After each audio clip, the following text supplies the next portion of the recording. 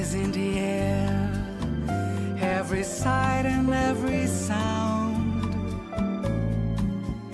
And I don't know if I'm being foolish, don't know if I'm being wise, but it's something that I must believe in, and it's there when I look in your eyes. Love is in the air, love is in the air.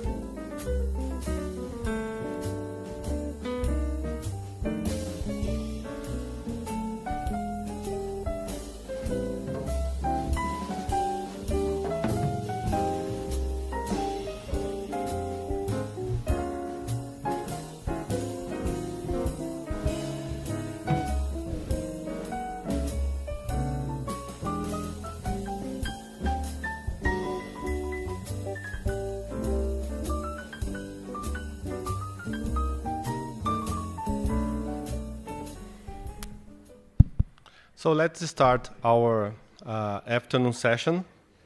And we will start with the presentation of Tarcísio Chicaonda.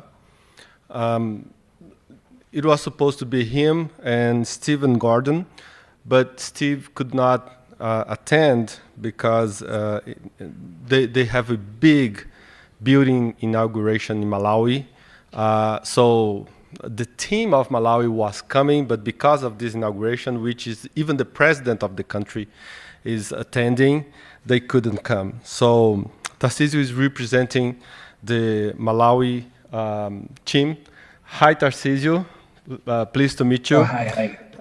Tarcísio has a Master in Science in Biomedical Sciences from the University of Bradford in microbiology, and a PhD from the University of Witwatersrand. He currently holds a position of microbiology lead scientist under the Malawi Accelerated Research in Vaccines by Experimental and Laboratory Systems, MARVELS project at Malawi Liverpool Wellcome Trust Clinical Research Program. So Tarcísio, thank you so much for being able to share your experience with us, and you have about 25 minutes. Thank you very much. Thank you so much, and good afternoon, everyone. I'm indeed Tarcísio Chikaonda here in Malawi. I'm a microbiology lead. So can I have my slides, please?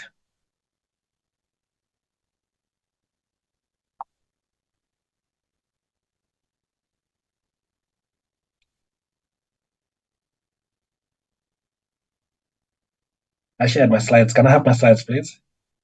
Or do I have to upload from here?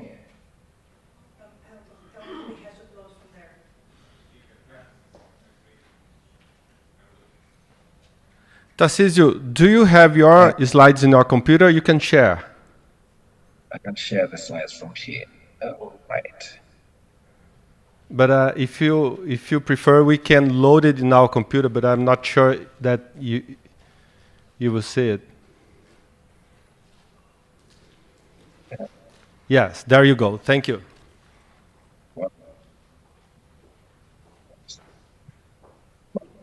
So I can start. Okay, so as I said, I belong to the MARVELS group, as I've been rightly introduced. So I'm here in Malawi with this group conducting chimp studies. So the MARVELS group was actually developed and for two aims. The main aim was to develop experimental platforms. That's for human challenge experiments. That's pneumococcal that we're currently doing, but we plan to move forward to do others like Salmonella and TB. And this also is going to help us collaborate with the best teams in the world and to be groundbreaking. The second aim was to collaborate widely and to make the best of these platforms. That's choosing the right models based on the best epidemiological data, new vaccines and treatments, and then macro sampling and advanced lab technologies. The rationale of the MARVELS group or the chimp studies in Malawi was because of the clinical need that the country had. Because if you can see on the top left, it's indicated that 14% of vaccine coverage is still being carried in the community despite the introduction of the PCV13 vaccine in 2011. And this was a timely experience because of a timely opportunity because of the experienced staff that we have on the sites. That's and also from those from Liverpool. If you can see from the bottom right, that's Professor Stephen Gordon with Associate Professor Kondwani Jambo, who have got the right expertise and the key members of the team, and have got various or several years of experience of CHIM. That's starting from Liverpool and then transferred it into the country that's in Malawi in 2019. Pneumococcal disease in Malawi was a problem. And it is a problem, yes, but not as it was before. If you can see from this figure, all-cause mortality was very high before the introduction of vaccines in 2011. But after the introduction of the vaccines in 2011, all-cause mortality dropped, as you can see from the figure, from the right-hand side of the figure. I should mention here that these vaccines include the PCV13 and rotavirus vaccine that were introduced in 2011.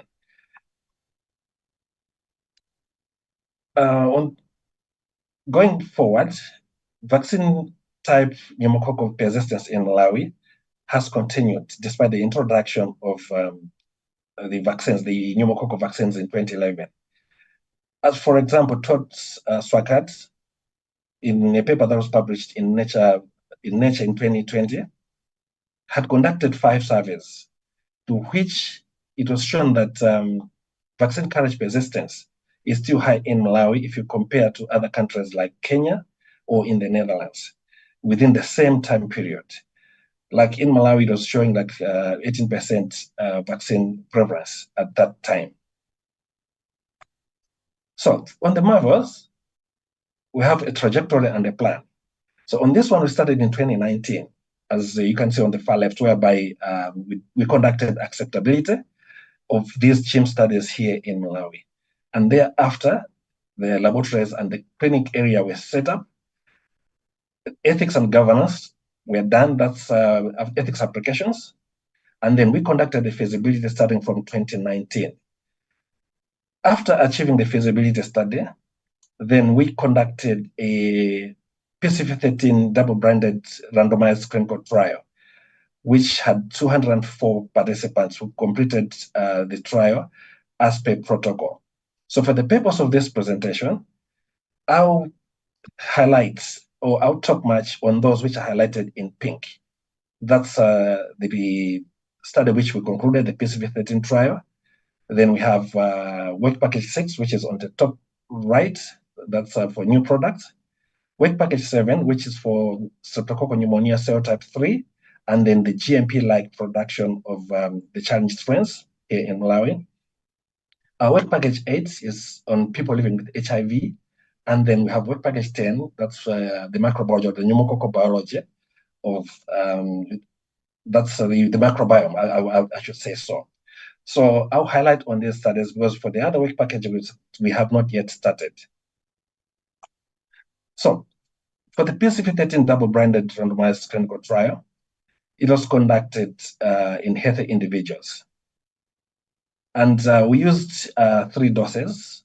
That's 20,000, 80,000, and 80,000 colony-forming units of strep pneumo cell type 6B. This was in both arms of the study, that's the saline arm and the PCV13 arm. So as you see from the results, we had higher coverage of the experimental pneumococcal 6B in those participants who received the placebo, that's the saline, as compared to those who had received PCV13. And we had an overall protection of 62% in individuals who received PCV13 vaccine. And this work was published by Dingase Dula, whose picture you can see in Lancet Microbes in 2023. Another work package is to do with the new products, which is being led by John Ndafelankande. And this one is looking at a new product, which is the MV130. MV130 is being administered sublingually. And at the moment, since the study is ongoing, we have recruited so far 52 participants. Of the 52 participants, 13 have been inoculated with Streptococcus pneumoniae 6B, and of those, 2 are carrying. Let me say, as of now, we don't know because the study is ongoing and we are blinded. So we don't know in which arm those carriages belong to. Because the total sample size is 100, so we'll have like 50-50. 50 being administered with the drug and 50 with the placebo. So as of now, we don't know to which arm they belong to. But this MV130 is a heat inactivated product which contains largely strep pneumo, that's up to 60%. And then it also contains other bacteria, including Staph aureus and Klebsiella pneumoniae. Another study which is ongoing right now is a CHIM, which is using cell type 3 as compared to the others which were using cell type 6B. So this one, the cell type 3 study, we call it in short SPN3 study, is being led by me.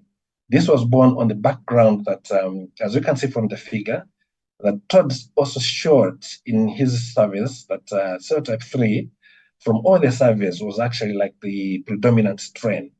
So this cell type 3 actually seems to evade the vaccine. That's what is being shown as of now. This could be maybe to a high force of infection, whereby transmission overcomes vaccine-induced immunity. In this study, as of now, we have completed the dose-ranging arm, and now we'll do a reproducibility arm. In the dose-ranging arm, we screened a total of 67 participants and inoculated 57. We had 10 screen failures. So out of this, those who finished per protocol were 50. Our target was to have coverage of equal or greater than 60%. So On the figure, which is on the right-hand side, you can see that at 10,000 CFUs, we only had 10% of the courage. And moving on, it was like we had 40% in 20,000 and 30% in the 80,000 arm. But we reached our target in the 320,000 CFU arm with we reached it at 80%. And out of all these, we only had 3 AEs. These 3 AEs were actually experienced in the lower doses as compared to the higher doses. We had none in the higher doses. So far, we haven't had any SAEs, serious adverse effects. We don't have any as of now. So we'll move on to do a reproducibility to see if the 320 target that was achieved in the dose ranging was a game of chance or it's actually a reality. So we'll do the reproducibility arm of the study with an additional 33 participants. And this one is to start on the 19th of August this year. After all that is done, then next year, beginning January, we'll move into a vaccine trial. This now will test a protein vaccine, which is pneumobiovax, with PCV13 and a placebo. So that study is earmarked to start next year in January or February, and it's already funded. Then we also did a study which is towards the end, which we used serotype 6B in people living with HIV. This was also on the background that people living with HIV had shown or are carrying more of the vaccine serotypes. So this study is being led by Dr. Clara Doherty, who is a PhD student, and Anthony Chiba, who is running the study on the ground here in Malawi. From this study, what we saw or what we are seeing is that experimental courage reached at 50%, which was the target, also at 320,000. And this study, let me mention also to say, it's using serotype 6B as compared to the one that I just finished talking about, which is using serotype 3.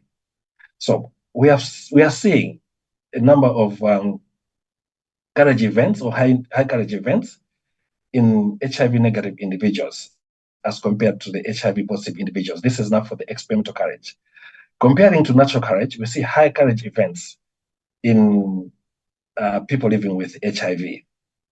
So for now, this study has shown that running this model in people living with HIV is feasible and is safe. Bridget Galafa has published work looking at natural courage that's underpinning the microbiology of the CHIM. She has just published this work in JID in this year, and she used data from a study which I showed earlier, which was published by Dingasset Brothers, PCV13, looking at the serine and the PCV13 group. And as you can see from the figures, let's see, for example, the figure on the left-hand side, you see that most of the experimental courage occurred at day number 2. That's day 2 post-inoculation, and then followed by day 7 and day 14 in the serine group. For the PCV13 group, it's a similar trend that more events were observed on day number 2. And then she also looked at natural courages in both arms of the study. And looking at the figure on the right-hand side, you see that the courage events in the PCV13 group are almost similar to those in the serine group in terms of natural courage of strep pneumoserotypes. That's the different serotypes. With these studies, we have demonstrated that doing CHIM in Malawi is feasible and is safe. And then it's useful for vaccine testing, as I showed in the slides that we used it for PCV13, the double-blind randomized clinical trial. It is useful for using new products like the immunomodulator, which I mentioned on the study, which has been conducted, or which has been led by John Daferankande. Specific inquiry about local carriers and strengths, as I've showed in terms of the natural courages, then focused discovery, It's fit for hypothesis testing regarding regional differences in host immunity and career building for local scientists. As you saw already in the presentation, or as I mentioned, like myself, I'm leading the SPN3 trial, John Dafinankande, the new product, and Anthony Shiva on the PRHIVs. Moving from there, now we used to import our strengths from Liverpool School of Tropical Medicine. But at the moment, we have developed protocols here at MOW, which we adapted SOPs from LSTM. So we are able now to produce our own strains for use in the CHIMs that we have. As it was mentioned in the introduction, I would like to take you to the bottom left of, to the bottom right, sorry, the bottom right of the slide.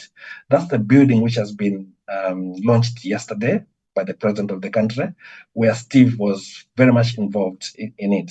So that's the build. In this building, we as Marvels will have one lab, which will be used to produce these challenge agents. The current lab is access controlled, limited only to project staff. All our equipment is checked and verified. All our stock is handled in biosafety cabinet level 2. And our SOPs are approved by our local clinical research support unit here. And also the facility was inspected and worked for by the CRSU and the PPD. Let me also mention here to say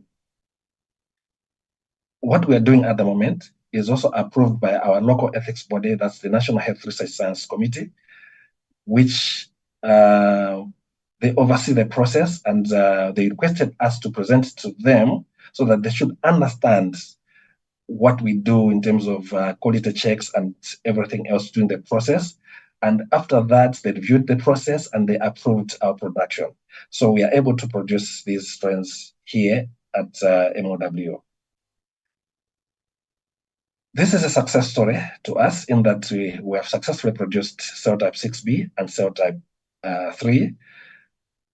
The MV130 study that I mentioned earlier is using cell type 6B strains which were produced in our own lab, including phase B of the study in PLHIVs.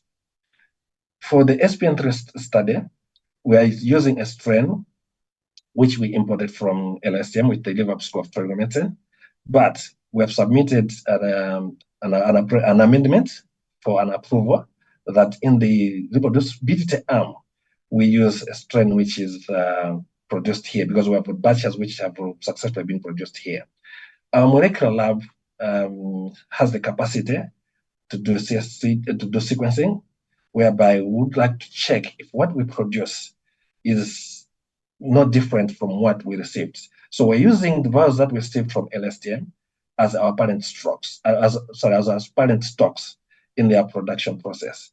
We have staff which are competent, as I mentioned, to say we have done these studies for a long time, starting from 2019 to now. So the staff that are handling or that producing these strains in the lab are those that have been in the study for a longer period of time. Having said that, I would like to thank both teams from Malawi and from LSTM, and also to mention our collaborators as indicated on the left-hand side of the slide. Thank you so much.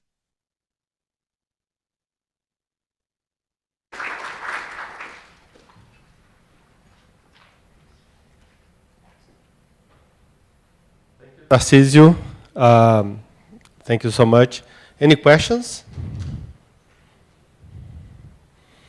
Tarcísio, I have one question for you. Right. Are you still there? Yeah, I'm here. Okay. How long it took from when you started the program till you started the actual CHIM studies in Malawi? Like when you started the engagement till you start doing infections? Yeah, so engagement started in 2019, and we did the first inoculations towards the end of 2020. Oh, so it was pretty quick then? Yeah, it was pretty quick because the social science team here did the PPIs, that's the engagement. And then once that feedback was given to them from the public or the community, then they engaged the regulators in that for them to understand. And let me mention to say here in Malawi, we engage with the regulators very often, and we engage with them very often, I should say. So within that specified period that we started the public engagements in 2019, although the acceptability, and then moved on to inaugurating the first participants in 2020, in the second half of 2020. Hi, Tar. It's Ben Morton here. So yeah, I think you're referring specifically to the PCV13 trial. But if we just take a step back, so I know you joined the program after the feasibility study. So the engagement with stakeholders, including regulatory and bioethicists, probably started in 2017, and there's a big kind of workshop which is actually published and a really valuable resource. I think it's been quite highly cited for a relatively small impact journal, but it's been used quite widely within the CHIM community to look as a way of engagement. So Stephen Gordon led that in Malawi from 2017, and then the Wellcome funding was awarded about 2018-19, and the feasibility study we began late 2019, 2020, and Tar's referring to the really important acceptability social science work which was carried out in parallel with the feasibility study. So it's probably 2.5, 3 years. Thank you so much, Ben, for that clarification. Tarcísio, thank you so much for joining this meeting, and I hope you a very nice party with the Creator inauguration. And send regards to all the team, Kondwani, Stephen, of the Malawi CHIM study. Thank you so much. Thank you so much. I'll pass that regards. Thank you. So I'm very happy to introduce my friend Anna Durbin, the next speaker.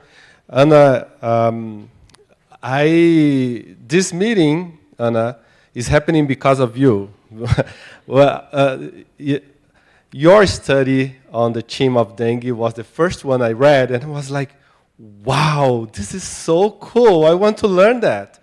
So that's when I went to Anna's lab at Johns Hopkins. I spent 1 year with her while she was preparing the protocol for Zika.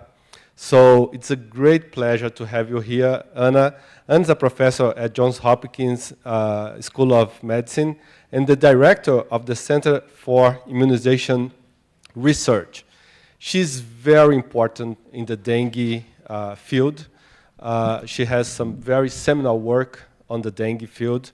Together with Steve, they were the responsible for the dengue vaccine that Butantan is starting its licensing, which will be what I believe a groundbreak in dengue immunization. So thank you, Anna, for taking the time in your tight agenda to be here. It's a pleasure to have you. Thank you, Helton, and it's really my pleasure to be here. When I got the invitation, I said, I have to go see my friend Helton. Because it was so fun working with Helton as we were putting the Zika challenge protocol together, and you'll see some of the results of that. I'm going to start talking about how we developed two dengue challenge models and the 2 Zika challenge models, and then Dr. Whitehead's going to come in and say how we use those studies in the evaluation of vaccines and therapeutics. And I was just thinking it was almost 10 years ago when there was a WHO meeting talking about the Denvaxia, and they were releasing their phase 2B study results, and everybody thought that was a slam dunk vaccine because there were neutralizing antibodies, high titer induced to each of the 4 serotypes. And I remember talking to one of the people from Santa Fe who said, We really think this is going to be a great vaccine. We're seeing the same number of cases after dose 1 of the vaccine, after dose 2 of the vaccine, after dose 3 of the vaccine, thinking that they were all in the placebo. Then the results were published, and this was from a phase 2b study in Thailand, and the vaccine efficacy was 9%, and people were shocked. We didn't understand how could that happen? How could we have been so wrong? And that's really when we started to understand that neutralizing antibody titers for dengue are not predictive of efficacy, and that we need a better way to assess candidate vaccines before we go into these very large, very costly phase 3 clinical trials. And this is just to show you some of the these are the antibody results that I've highlighted in red, and more than 95% of vaccinated individuals in that trial seroconverted to dengue and all had very good titers, what we considered to be very good titers, yet the vaccine didn't work. So we decided we were going to develop a model for dengue. And just sort of as a brief background, we thought we could either do an infection model or we could do a disease model where we tried to induce, say, dengue fever. However, it's important to note that only about 25% of dengue infections present for clinical care. So 75% are what we would consider to be subclinical. And we understood that if we tried to really push to a dengue fever model, some people were going to get very, very sick. And so for that reason, we decided to create a model that would closer resemble what type of illness we see in the majority of cases of dengue. So our model was just to look at infection. Can we recover infectious dengue virus from the serum of people that we've challenged? And our primary endpoint for this model is infection of virus from the blood. We had secondary endpoints that did include some measures of clinical illness, including things like rash and also looking at neutropenia and thrombocytopenia. But dengue fever was not an endpoint of the study. And we started through the very extensive work that Dr. Whitehead did at the NIH, where he tested hundreds of recombinant dengue viruses, first in a immunodeficient mouse model. If something looked attenuated in that model, it moved on to a rhesus macaque model. And if it looked attenuated in rhesus macaques, then we would put it into phase 3 clinical trial. And this virus, which is dengue 2 Tonga 74, was a model that never made it into humans until it was considered as a human challenge model because it did not appear attenuated in the non-human rhesus macaque model. It replicated to the same titer as the wild-type parent virus. You'll see it does have a 30 nucleotide deletion in the 3' untranslated region, which Dr.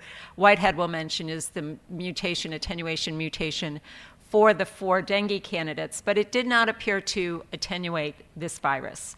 So we decided to pull that virus off the shelf and use it as a challenge virus, given that it was under-attenuated in non-human primates. And I think this is another point I always like to bring up, is when you're talking about CHIM models, you have to develop a model. You can't just pull something off the shelf and say, this is a challenge model we're going to use. You have to figure out what dose you're going to use, what endpoints you're going to use, different candidates of the pathogen that you're going to use to make sure that you try to develop a model that has the characteristics that you really want. So we started with a small number of volunteers. 10 received the challenge virus, 4 placebo recipients. They all received a low dose of virus, just 1,000 plaque-forming units or 1,000 virus particles. And then we followed them every other day for the first 16 days, getting virus and following blood counts. Now, we were lucky because this virus in particular is very poorly transmitted to mosquitoes. So we could initially start with this as an outpatient study because we knew it wouldn't be transmitted to mosquitoes in the Washington, D.C. Area.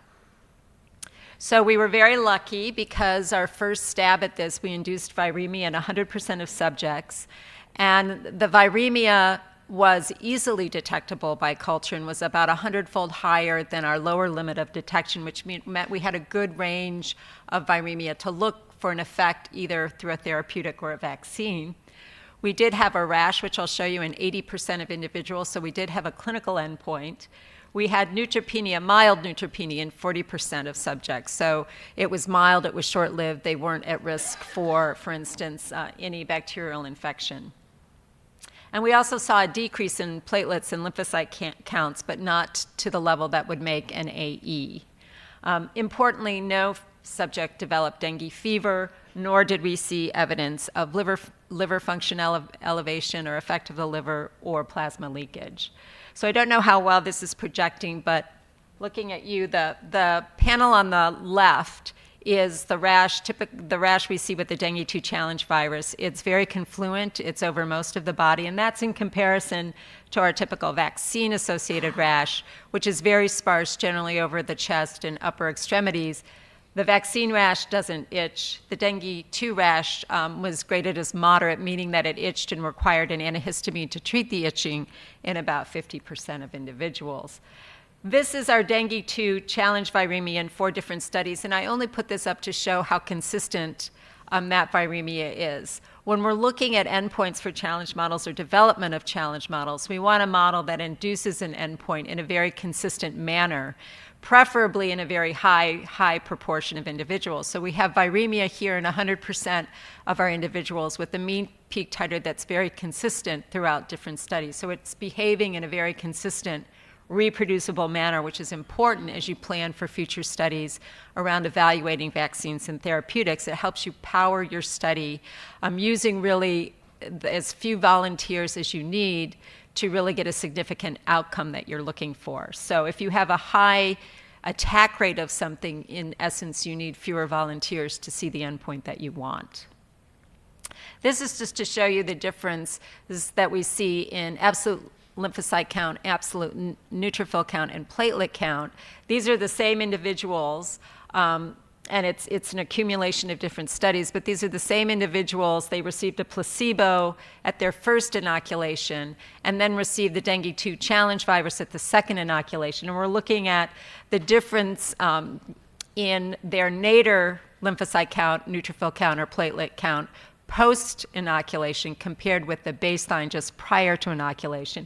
And you can see significant decreases in neutrophil counts, platelet counts, lymphocyte counts, absolute counts, and differences in the percentage of those different blood factors following challenge. So we do see a very characteristic dengue effect on blood components, even though they aren't so severe that the person, for instance, has a very, very low platelet count and is predisposed to bleeding. These are very low platelet counts that are all above 100,000. But when you take their change from nadir and baseline, it drops over about 50%. So then we decided that we wanted to develop a dengue 3 challenge model, and we used the same strategy. This is another failed vaccine candidate.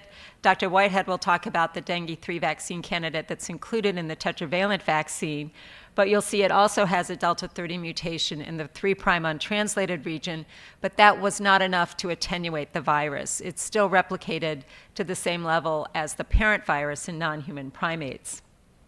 This was described in an outbreak from which it was recovered as a naturally attenuated virus, meaning that people didn't get very sick, even if they were infected with the virus in an outbreak.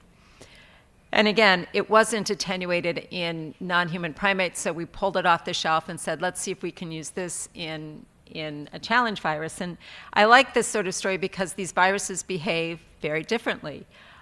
This virus, you'll notice, and I'm just putting up here the mean peak titer log 10, so more than 100 virus particles, about 500 virus particles or so, as peak titer for the dengue 2 challenge strain, but the dengue 3 challenge strain was significantly lower, but it was much more reactogenic. The rash that this virus causes is total body, very itchy.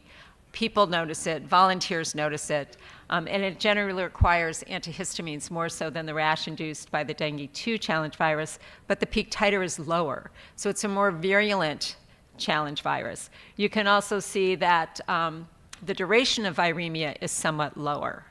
And so we thought, with a mean peak titer of about 1.8 logs, there's not a lot of room to look for an effect of a therapeutic or a vaccine. So we thought we would increase the dose, thinking we would get a higher mean peak titer, We did not. We got a lower infectivity rate, 85% versus 100%, and we got a lower mean peak titer even when we went to a higher dose. And you can see the difference there in the two studies with the 10,000 PFU dose in red and the 1,000 PFU dose in pink. So we've decided that for all subsequent studies, we're going back to our dose of 1,000. And we think really what's going on is that this is a more virulent virus. It induces a stronger innate immune response, so that when we went up in dose, the innate immune response was triggered and the virus was cleared more quickly and we had a lower PFU. So for that reason, we've gone back in all of our subsequent studies that Dr. Whitehead will talk about and gone with a dose of 1,000 PFU. Again, we're seeing the same reduction in neutrophil counts, lymphocyte counts, and platelet counts. So we do see a good clinical outcome. Although people don't have dengue fever, we see clinical effects as well as recovery, easy recovery of infectious virus from the serum. So for this reason, we felt that both of these models were really quite good for use in the evaluation down selection of vaccine candidates and therapeutics. We don't need to give a lot of virus, only 1,000 PFU. We infect 100% of individuals with both of these viruses when we give a dose of 1,000 PFU. We see a very characteristic rash in more than 80% of people, and also declines in white cell counts and platelet counts. And because both of these viruses are extremely poorly transmitted to mosquitoes, and we have a very good clinical safety profile, we can do these studies as outpatient studies, which really makes it very flexible, easier to recruit, which is important. And I think most importantly, both of the viruses are well tolerated by the volunteers. We do have to talk to them about their risk of subsequent dengue infection, and we go through a very thorough consenting process and discussion about that. We are living, for now, global warming may change that, but for now we're living in a non-dengue endemic area. So we do counsel them if they're traveling, where they're going, how to protect themselves, and should a vaccine be licensed in the future, that they discuss being vaccinated with their healthcare provider. So I'm going to now go and talk about the CHIM model that Helton mentioned, and he was at my lab when we were developing this. And this came about in the fall of 2016, when we recognized that the Zika epidemic was waning, that there were, at that time, I think, more than 40 candidate vaccines, and really no way to test those vaccines for efficacy or even down select them. And we thought that a Zika CHIM could really contribute to that. So we proposed this, and it was reminiscent of what you heard about the hookworm challenge study in Brazil. There was a meeting, a day-and-a-half meeting to discuss this. It was put together very quickly. They had people there who were on the committee to discuss whether or not this should proceed, who had never done vaccine trials, who had never done CHIM trials. And they said, you know, we don't really need a CHIM study now. Let's see what happens with the epidemic. We don't, you know, we're concerned about the transmission of this to third parties. This is not something you should move forward with. So it was put on hold. And then about a year later, there was a meeting between FDA and WHO where they were reevaluating, because Zika, of course, transmission had plummeted. The phase 2b study that was being done of the DNA candidate vaccine could not acquire enough cases to look at efficacy. There were very few cases in that study. And they said that there is the potential for a Zika CHIM to be useful in the licensure pathway of a Zika vaccine. And that gave us the green light to revisit this and try to develop our model. And so we submitted our first protocol to the FDA in the fall of 2019, and COVID happened. So we were not able to start this study until 2021, when we were able to resume our clinical trials post-COVID. I think some of the secondary advantages of this, and we even proposed this in our first model that was not accepted, is that, you know, everything happened in that Zika epidemic so quickly that we really didn't have time to set up studies to really understand how Zika is transmitted, what about sexual transmission, how is it shed, which fluids is it shed in. Do we know if peak inoculum affects symptomatology? Is there any way to try to determine how much protection a woman needs to protect her fetus from teratogenicity should she become infected with Zika. How long is the durability of protection following Zika? These were all questions that we thought we could try to answer and perhaps even contribute to public health guidance around particularly sexual transmission of Zika. We also want to look at the interplay between dengue and Zika. There's been a lot of data coming out post-Zika outbreak about that. It is a related flavivirus, and looking at how the immune responses to both of them may affect each other. There are not insignificant risks with Zika, and I think, mostly Zika is a very mild illness. If it didn't cause congenital Zika syndrome, we probably wouldn't be looking for a vaccine for Zika because the illness is really very mild. However, it's devastating if you're pregnant when you get infected with Zika. And so the biggest risk of any type of Zika human challenge model, of course, would be if you were to enroll a pregnant woman, which we would, of course, never do. But how do you have a risk mitigation strategy to ensure that that doesn't happen? There's also the risk of third-party transmission due to sexual transmission. How do you prevent that? How do you prevent transmission due to mosquitoes? Because we have Aedes albopictus mosquitoes in the Washington, D.C. area that could potentially transmit Zika. A less common side effect of Zika is the potential for Guillain-Barré syndrome, and we don't know who's going to get it or who really, what are the predisposing factors other really than age. We know that the older you are, the more likely you are to get Guillain-Barré in general, not just specific to Zika. So these are some of the risks that we really had to address. And we had a very thorough risk mitigation strategy for this. We started very conservatively, and there was a big debate. Well, do you not enroll women because of the risk of congenital Zika syndrome? Do you just enroll men? But if you enroll men, no offense, men, they're harder to control. And we knew from the outbreak that you could detect Zika in semen for 6 months post-infection, and we cannot keep people inpatient for 6 months. We know that the risk of congenital Zika syndrome is only present during the time of viremia, and we know that the viremia is relatively short-lived. So what we started with was to enroll women, ensure that they're on highly effective birth control, of course ensure that they're not pregnant, and keep them inpatient for 16 days. We're measuring viremia every single day for those first 16 days to really help develop the viremia curve. And we know from CDC and other guidance that once that viremia is cleared, there is no longer a risk of congenital Zika syndrome. So we felt that it would be safer to start with enrolling women. I personally would have been happy just to enroll women, but there was a vaccine manufacturer who really wanted men enrolled at some point, so we eventually revised the protocol. But it is, and I'll show you some data, it's a little nerve-wracking to me because you can still detect Zika by PCR and by culture in semen out to 35 days. And what is the risk of transmission? So there is still a significant third-party risk with shedding in semen. Again, we housed them initially for 16 days. When we got the viremia curves back, people were no longer had detectable infectious viremia beyond day 8. So we reduced that inpatient stay to 9 days. We started with a very low dose, 100 PFU. Again, we drew blood daily for infectious viremia and PCR, and we checked semen and cervical-vaginal secretions every 4 days. We checked saliva, we checked urine in addition to serum, and we also did whole blood. We required the viral load to be less than 6 logs, and this was just looking at the literature out there, looking when people had tried to make a correlation between titer by PCR and infectious virus. This is really what came out of some of those early literature. So this is what we took, meaning that we would do PCR and they could not be discharged unless the titer was below 6.15 logs.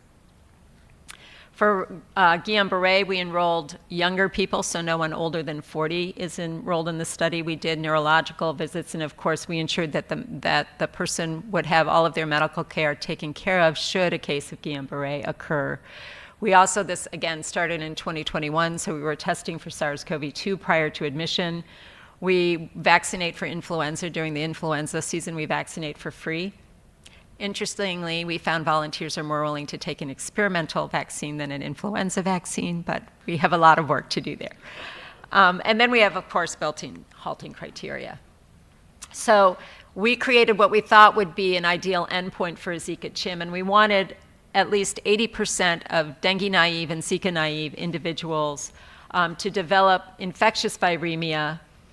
And we wanted that infectious viremia to occur for more than one day, and that we wanted to aim for a geometric mean peak titer between 2 and 3 logs, again, to give us some room to look for effects of therapeutics and vaccines. And then we had other desired but not required criteria, which I've listed.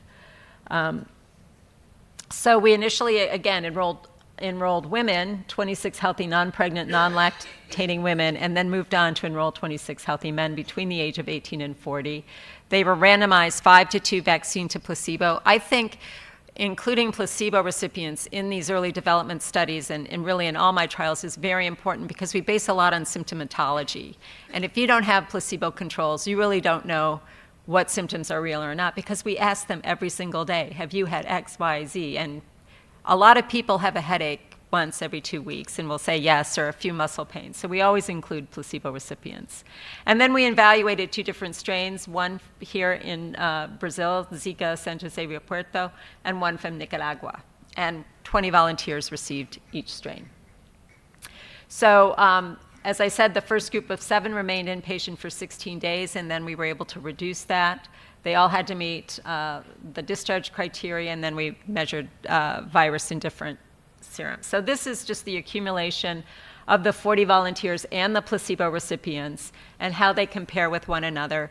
Again, it was generally a very mild illness. You'll see we had viremia, infectious viremia, from every single inoculated volunteer. We had a high incidence, again, of rash, 85% and 90%. We did have some rash detected in placebo recipients. It was of a different, sort of a different quality and duration, but we're blinded, so it's included in the analysis.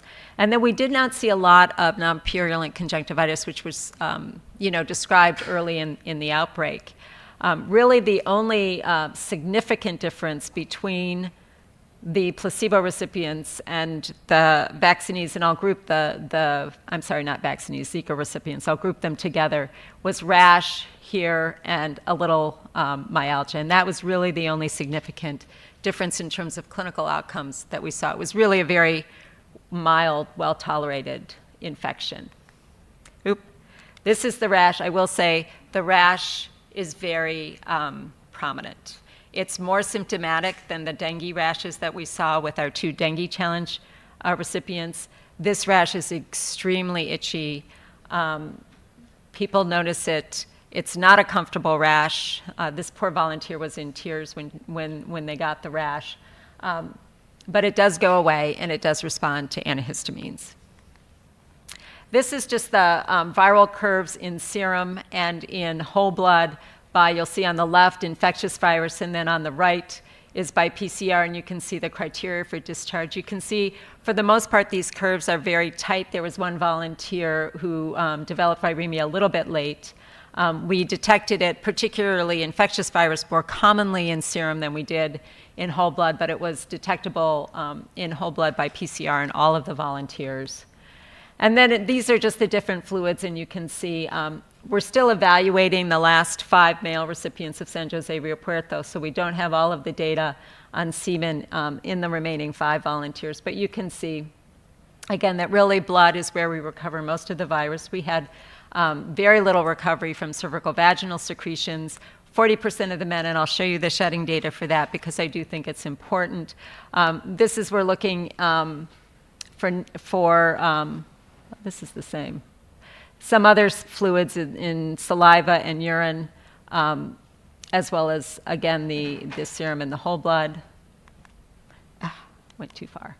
And then this is what we see in CVS and serum. And what you can see is you can detect infectious virus at high titer. It was one volunteer, but infectious titer at high titer in semen for out to day 28, and then by day 42 it was gone. And he missed his day 35 visit. So we were very nervous waiting for him to come back. And then when you look at it by PCR, you can see the titers are very high. So this virus can be shed at high titer in serum. And then this is just the mosquito transmissibility study that we did. We fed mosquitoes off of volunteers on the days where there were peak viremia, so study days 5, 6, and 7. We tried to get at least 10 mosquitoes engorged on each person. Some mosquitoes like some people better than others, just like in real life. But what you can say is that this virus is poorly transmissible to mosquitoes. So it has to get into the body of the mosquito to go to the head of the mosquito. And you can see only 13% of the bodies had detectable infectious virus, and by PCR it was exactly the same, but only 3 heads were positive. So we had only 2.4% of all of the mosquitoes had detectable Zika San Jose Ware Puerto in the head. So very low likelihood of being transmitted to mosquitoes. And these were Aedes albopictus that were collected around the Washington, D.C. area and grown. Now this is Nicaragua, and you might look at these curves and you would be correct in saying, this looks like it's a little bit higher titer viremia, and it is. It's significantly higher. I'll show you in a little bit. And you can see here that there were some volunteers post-infection who were above the criteria for discharge, but it was prior to the discharge day. So by the time they got to discharge day, they were all below the criteria for discharge. If you look at the infectious virus in semen, again, you can see high titers of infectious virus in semen out post-discharge, still detectable in some volunteers out to day 35. So this is why I get a little bit nervous enrolling men in these studies, because I can't control them once they're outside of my unit. And of course, we require barrier contraception. We require, they're educated about the risks, but it still is a little bit nerve-wracking. And then this is just the recovery of infectious Zika from all of the different fluids. And again, serum and whole blood is the highest, but we did see significant recovery of virus from semen as well. Very little from cervical vaginal secretions. Now, we didn't have enough mosquitoes to feed them on 3 days I'm sorry, that should be Nicaragua, not San Jose Rio Puerto. But what you can see is here, even though there were higher titers of virus in the blood, it appears also to be very poorly transmitted to mosquitoes, with only about 2% of the heads being positive. So again, that's encouraging. And this is just to show you the significant difference in peak titer between the two viruses. We don't know why. Yes, there's sequence differences in these viruses, but we can't do, where we mix and match all of the different mutations to figure out why Nicaragua replicates so much higher in people than does San Jose Ware Puerto. But it's a significant difference. It doesn't appear to affect the symptoms that people get. They're still both very well tolerated, but it does replicate to higher titer. And again, was shed in 40%, in the semen of 40% of men to fairly high titer. So in summary, both of these viruses were very well tolerated. Rash, myalgia, arthralgia were the most commonly reported adverse events. We did not see, and I didn't show the data just because there was nothing to see, but Zika does not cause decreases in neutrophil count, lymphocyte count, platelet count the way we see in dengue. It was all non-significant. So it doesn't affect the bloodlines the way that dengue does. It's shed highest titer in serum and whole blood, and very infrequently recovered from cervical vaginal secretions, saliva, and urine, but is shed in semen for long periods of time. And I think that both of these viruses are suitable for CHIM studies to evaluate vaccines and therapeutics. I think either one can be used. And I'm really excited. Hopefully we'll get vaccine manufacturers who are interested in really testing vaccines and would utilize the CHIM, because I think it could be very useful in down selection of vaccines and therapeutics. And I just want to acknowledge all of the people who put this together. Steve isolated the virus from serum and made the cGMP lot of both of the viruses. We do these studies. I have a huge team at Hopkins. It's a lot of work, very intense, particularly analyzing the specimens. And our collaborators at University of Vermont, who we're hoping are going to get involved in our Zika CHIM studies upcoming. We're looking to look at whether or not a dengue vaccine can protect against Zika and what's the durability of protection after Zika infection. Trying to, for instance, thinking if a vaccine were deployed for pregnant women, would they need to be boosted, how often, that sort of thing. So thank you.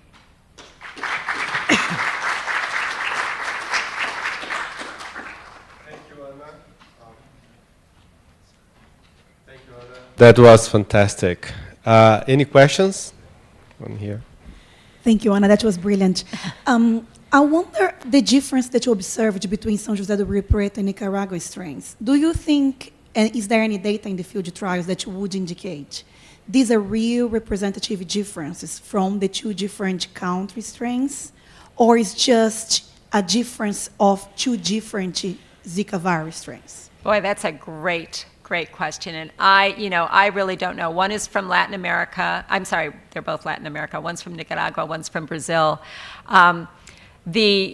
Both were recovered from, well, I will say this, the San Jose Rio Puerto strain was recovered from an asymptomatic woman, and I believe that the one from Nicaragua was a symptomatic child. So I do think it may be a regional difference, whether it's something with the strain that was circulating in Nicaragua. We haven't really looked closely, and Steve might want to be able to comment on that. He sequenced both these strains. But, I think I really don't know. They were both recovered in the same year. But I think it's very, very interesting, or whether there was something in the background of where the virus was circulating. I'm very interested in this interplay between dengue and Zika, and whether something in that background may have caused an evolution or something like that. I think the good news is, even though it replicates to a significantly higher titer, it doesn't appear to cause increased symptomatology. But, how that would interplay even with crossing the placenta, we just don't know. We don't know. Jake? Hi, yeah. So my question is, now that you have this model established, what does kind of the roadmap look like in terms of future regulatory and licensing considerations? Is there a risk that this kind of turns out, like Professor Pollard talked about, with paratyphoid, where phase 3 just looks really, really, really infeasible financially for the time being? And in that case, is there a world in which CHIM is used before the next major outbreak occurs to kind of line candidates up? Or what's kind of the vision, I guess? That's a great question, Jake. My vision, I just need someone to help actualize my vision, is that this could be used for vaccine candidates, because we still see Zika, but it's very sporadic. So we really, from a feasibility standpoint, can't do a traditional phase 3 clinical trial, certainly for many candidates. So my hope would be that a vaccine manufacturer would step up. We would use the CHIM for one of two or both purposes. One, I think you could easily define an antibody correlative protection if you design your CHIM study the right way, and that could help other vaccines down the road, or be used along the licensure pathway, much like chikungunya, where an antibody titer was used as for the pathway to licensure for CHIK, or you actually use the CHIM to establish efficacy. I think FDA is open to that. We'll hear from David Kaslow tomorrow. But we need vaccine manufacturers to step up and want to make the investment for a Zika vaccine. We need a Zika vaccine. Some of the manufacturers I've talked to said, well, we just don't think there's a commercial market. We need somebody else to fund this. And, that kind of breaks my heart, because it's something that we need. I think we can get there. We just need people to step up. Andy? A couple of questions. The first, just on the dose for the dengue challenge. You had 100% viremia, and just whether for vaccine studies that's just too high, because if you're at 100%, you're always at risk of overwhelming immune responses. So should you be aiming for something lower, or do you think actually that's, because it doesn't sound like a very high dose? It's not, and Steve will show you some vaccine efficacy data. I think it has to do, I think the reason, there's a couple, I think we get away with that because the titer of viremia is not overwhelming the immune system. So even though everybody's infected, their titer is pretty low. Yeah. In fact, we can't, if we use the rapid diagnostic commercial test, it's not detected as an infection. Okay. And then my second question is just about, you've got the two models, And one of the questions is the interplay between dengue and Zika. Are you going to study that within the models to actually look at infecting volunteers with both? Is anyone from Malcolm here? There was just a call. I think we put in a proposal. We put in a proposal to do just Good. that. Yeah. And then what about this the vexing situation there is with the current dengue vaccines? And is there a way of using the model to try and understand the disease enhancement with vaccines? So That's I a would. high risk area, but I don't know how would you use it? I would love to be able to get. I would love to be able to get. To try to test that with Sanofi vaccine and even Takeda vaccine. I really, really would. Unfortunately, I've not been able to get vaccine from those companies. Yeah, I should be able to. Takeda, I don't know Sanofi's stopped. They're Yeah, not making Takeda, vaccine. yes, we are. Yeah, Yeah, Sanofi, Takeda. we don't have anymore. Yeah. Yeah. But I think what we can do, what we're hoping to do, is really work with these models to look at homotypic antibody in particular. I think that's really the key to protection for a dengue vaccine, and Steve is going to show you some data for that. I would like to follow up on Andy's first question, because it's very interesting that the higher the dose, Yeah. the higher the frequency of parasitemia, right? No. You use a high dose of the dengue 3. We started with 1,000. We went up to 10,000 because the mean peak titer was, we thought it was a narrow range for, and so we went up to 10,000 and we only infected 85% of people and the mean peak titer went down. So I think our theory is, we haven't tested this, is that the virus is in fact more virulent than the dengue 2 strain and that it triggered the innate immune system. We could, now what would be interesting, if we went up, for instance, to 5 logs or 6 logs, could we overcome that? And that may be the case, we just haven't tried it. Mm-hmm. No, that's a quite interesting data regarding to what is the underlying immune mechanism that is doing that. So, any other question? Anna, thank you so thank you, much for Houghton. being here and taking your time.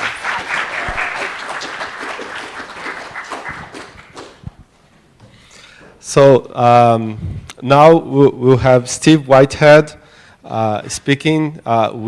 His name has been mentioned a lot already. Steve received his PhD in microbiology from Oregon State University. And he has been for a long time at NIH, the Laboratory of Infectious Disease, right? 29 years, yes. And he's currently the lead senior investigator of the arbovirus vaccine research section. And he is the guy that developed the dengue vaccine that Butantan is finishing the trial, the phase 3 trial. So I remember, I don't know if you remember this, but I went to your lab asking to be involved in the dengue trial. And when I came to Brazil, Khalil was leading Butantan, and I was actually involved. So thank you so much. And please take your time to show us what you're doing with the CHIM and dengue vaccine.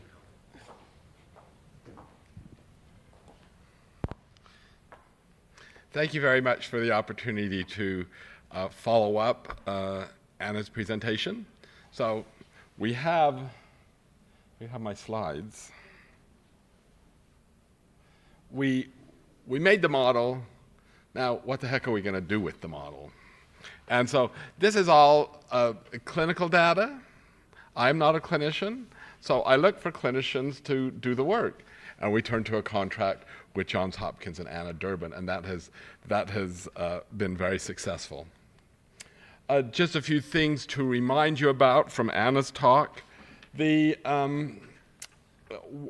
have a controlled human infection model for dengue or Zika? And part of that really is to accelerate down selection of vaccine candidates. So you don't go forward with something that isn't going to work. You can investigate protection under a number of controlled scenarios, and you can see the rest of the list. I'm going to describe our attempts to address these type of questions. And at the bottom allows controlled monitoring of vaccine efficacy for both disease and viremia endpoints. And I think Anna made the point that it is an infection model, but we do have clinical signs that we can follow. The goal of dengue infection model is to pattern the majority of natural dengue infections. Most dengue infections are non-clinical. So if you have a model where you're always getting dengue fever, it's going to be a hot model. It's probably going to be unsafe moving forward. So we posited that we will try to find what we see in nature, and that is viral loads after infection. Okay, so here's a standard protocol. We take 48 individuals. Half of them get a vaccine, half of them get placebo. After 6 months, we challenge them with 1,000 PFU of dengue, and then we're looking for protection against viremia as our primary endpoint. So this is a classical trial that we did with the dengue vaccine. TV003, that's the vaccine formula that was tested here in Brazil by Butantan. 4 components. Dengue 1, 3, and 4 are full length. Dengue 2 is a chimeric virus because all of these have a 3' UTR deletion, the delta 30 mutation, but that didn't work for dengue 2. So we made this chimeric virus to achieve that. And so here we have, if you got a placebo and then were challenged, 100% of those individuals had a viremia after challenge. If you received TV003, no viremia, no detectable viremia. Okay? Rash, 80% if you had received the placebo and were challenged, zero rash if you received the vaccination. Okay? 100% protection. Yay for the vaccine. Boo, you cannot do anything about correlates of protection in this type of a model. What about dengue 3? Same thing. 100% protection by, this is a slightly different formulation, TV005. But if you were vaccinated, no viremia after challenge, no rash. And this is typical of what we had seen for the clinical signs following challenge in the placebos or in the TV003 recipients. And the biggest difference were rash, maybe a slight difference in neutropenia. And you'll see this in a minute, a little bit more retroorbital pain. Okay, so with a challenge, you can do things in a controlled way. That's what the C is for, a controlled human infection. So here, I'm going to travel in a month. Will the vaccine provide protection? So now we can do the challenge after 28 days, okay? This is the TV003 Butantan DV when I'm in Brazil. Would this work as a single dose for travelers? So, if you're receiving the Sanofi vaccine as a traveler, you have to think, maybe 6 months ahead because you need 3 doses over that course of time. But we can do this. So 40 individuals vaccinated, 20 received placebo. Then we'll challenge some with dengue 2, some with dengue 3. Again, we're looking for protection against viremia, protection against rash. Okay, here's the data. Again, 100% protection, even at day 28. So you can plan ahead. The viremias, does this actually work? A little bit lower than we had traditionally seen for dengue 2. Dengue 3, again, is lower. But no rash, no viremia. Okay? Wow, 100% again. Then you're going to ask me, fine. Here's the Butantan phase 3 data after 2 years. Where's the 100% protection? For dengue 2, 70%. Okay? This is real life. this is not a controlled human infection. This is a field trial for dengue. And there's a lot of differences between the controlled human infection model that we use and what's happening in the field. Disease versus viremia. And the endpoint here is virologically confirmed disease, not viremia. The time, 6 months versus any time during 24 months. The challenge strain. I don't know what the dengue 2 strain was circulating in Brazil during this trial. Mosquito versus needle. That's a big difference. The ages, the serostatus. So there are limitations to interpreting the controlled human infection versus what you see in a phase 3 trial. Okay? I'm going to be very clear about that. But based on the controlled human infection data, the dengue 2 and 3 that we had generated, we were very comfortable knowing that we could expect probably good efficacy in the phase 3 trial. Okay? Now, you can also see here there was no dengue 3 or 4 circulating at any of these sites during the 5 years of the trial. Okay? So, could we go back and do a dengue 3 challenge or a dengue 4 challenge? That's up to the regulators and what they're going to require. Do you need a tetravalent protection, a tetravalent vaccine to be fully protected? So, with a live attenuated dengue vaccine, this is a live vaccine, any live vaccine, you need infection to develop an immune response. There is not enough antigenic mass in that inoculum to do anything. There's not even an adjuvant to help. Okay? You need infection. So when we looked at this published data from TV003, CYD, the Sanofi vaccine, or the Takeda vaccine, and looked at comparable data, you can see that for Sanofi or Takeda, there are some holes in the serotypes where that vaccine is not replicated. So this is data from a single dose given to seronaive individuals for all 3 comparisons. Okay? TV003, Butantan DV, is different. But do you need all of those serotypes to have an immune response to be fully protected? So could we answer this with a controlled human infection model? Yes, if we got Sanofi vaccine, but we could model it differently. So what we decided to do was let's put together an experimental trivalent vaccine which contains dengue 1, 3, and 4, no dengue 2. And then 6 months later, we're going to challenge with the missing serotype. Okay?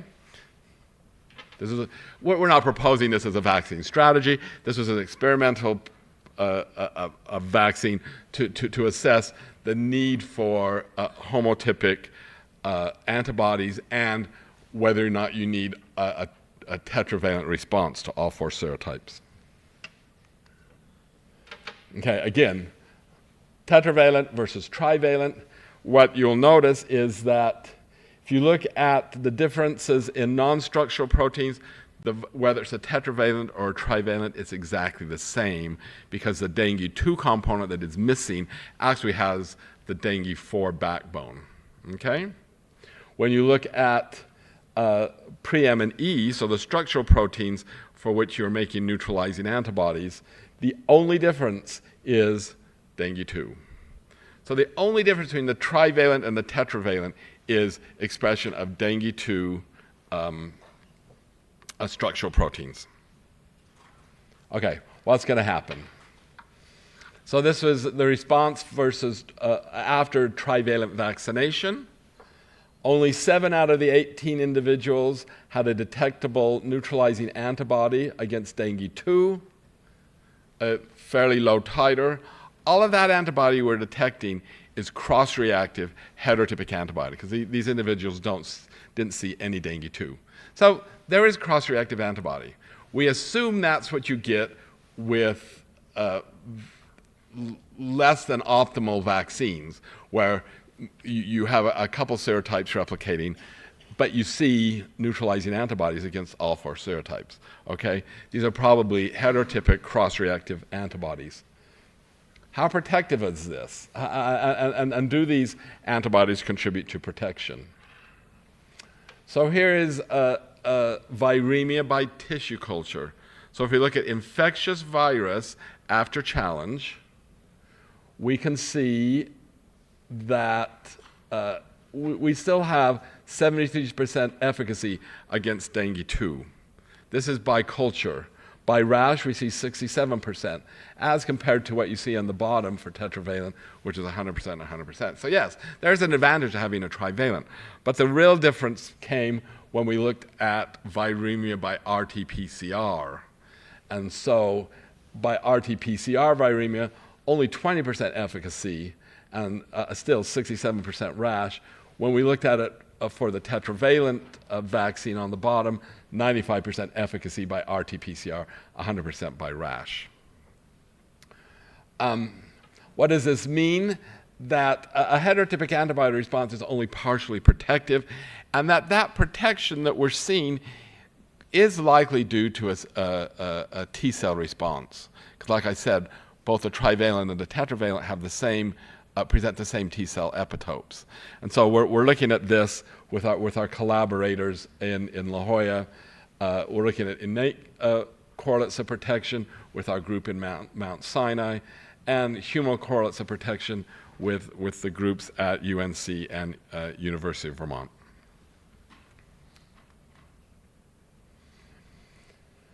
So tetravalent vaccination prevented detectable viremia in all of the volunteers.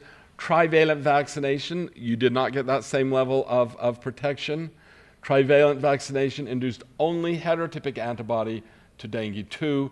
The cellular immune response is probably what's providing this apparent protection.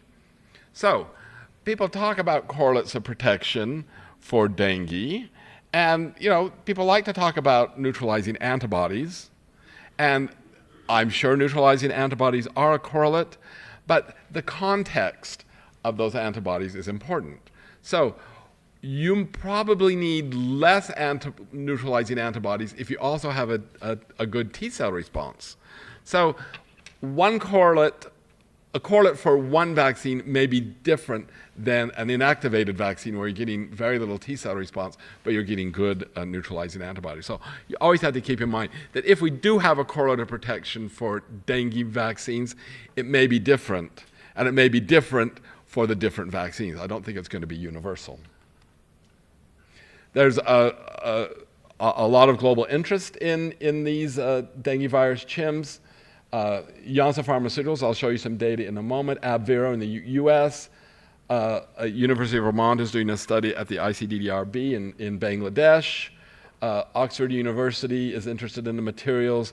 Mahidol University is conducting a first in an endemic area challenge experiment. Serum Institute and the LMVR in Cambodia has a project using our challenge strain.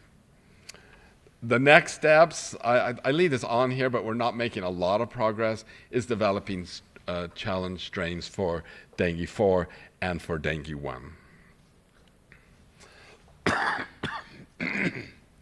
What about a controlled human infection model to evaluate a dengue antiviral?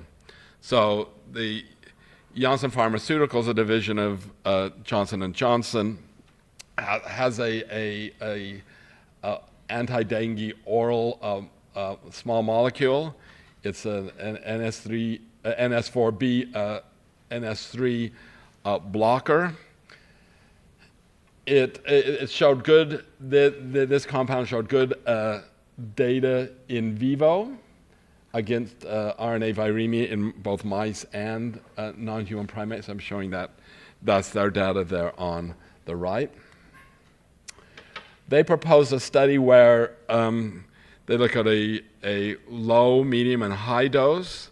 There would be a loading dose, which is shown on the left, prior to challenge, 5 days prior to challenge, and then after challenge, a maintenance dose and high, medium, and low, as you can see here on this table. The primary endpoint, again, is antiviral activity as assessed by area under the curve for the viremia, for the viral load. And then there's a variety of secondary endpoints. This is the area under the curve following a dengue 3 challenge. And you can see for the high dose, quite a large difference between the medium and low dose if you look at those mean areas under the curves. I'll show you the curves here.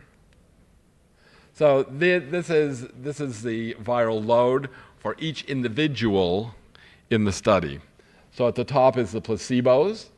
They were all challenged. They'll have quite an easily replicatable viremia across the top there. Then there's the low dose. You can see everybody has an area under the curve.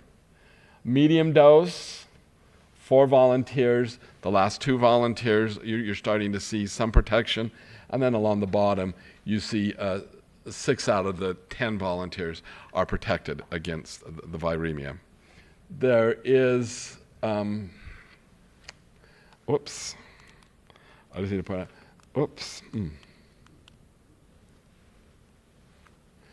The viremia was a bit later in some of these high dose recipients. Those viruses have been sequenced. We're trying to look to see why we're seeing this breakthrough, and Janssen is studying that.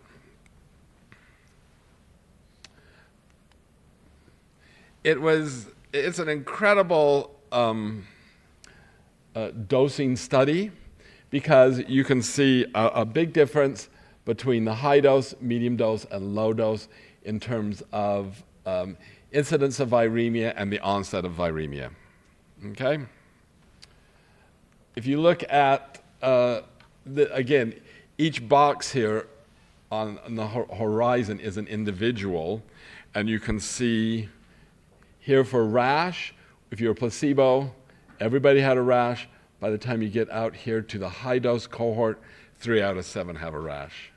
Fatigue goes down, retroorbital pain goes down, all in a very dose-dependent manner.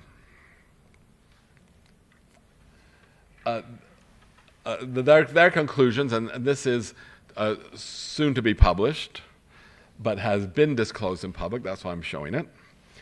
There was a significant reduction in the area under the curve in the high dose arm of the study. Okay, 6 out of 10 versus 0 out of 6 were protected by this drug. It was tolerated. There was no clinically significant safety findings, and it was stable. These reports support the ongoing evaluation. There's additional studies that are being conducted at Johns Hopkins with this compound in different dosages, different dosing, and different potencies to continue the work. There's also a prophylaxis phase 2 clinical trial ongoing. This is all the people who help do all of this. This is all funded through the NIAID and the Division of Intramural Research at NIH, and I'm happy to answer any questions you might have. Thank you. Thank you, Steve. Very cool, very nice, all the data. Questions?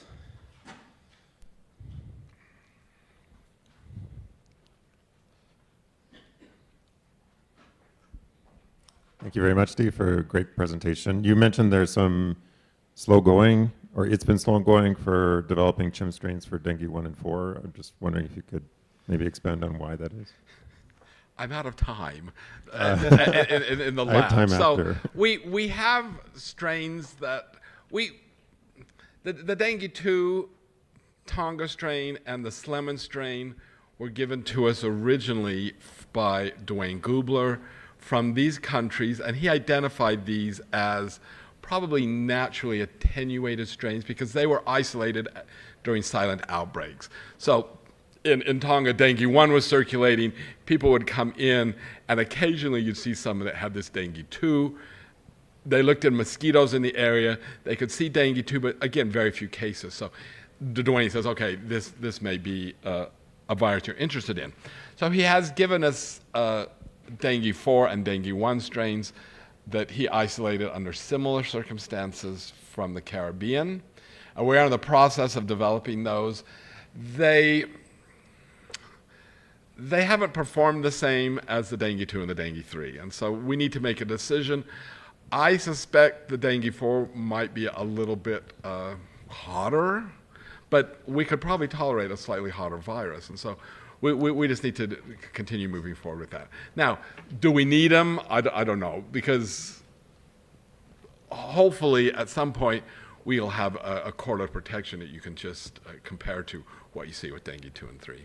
But we're still trying to move these forward. But it's very costly to do this. It requires non-human primate studies and then GMP manufacturing. So, any other questions? I have one question.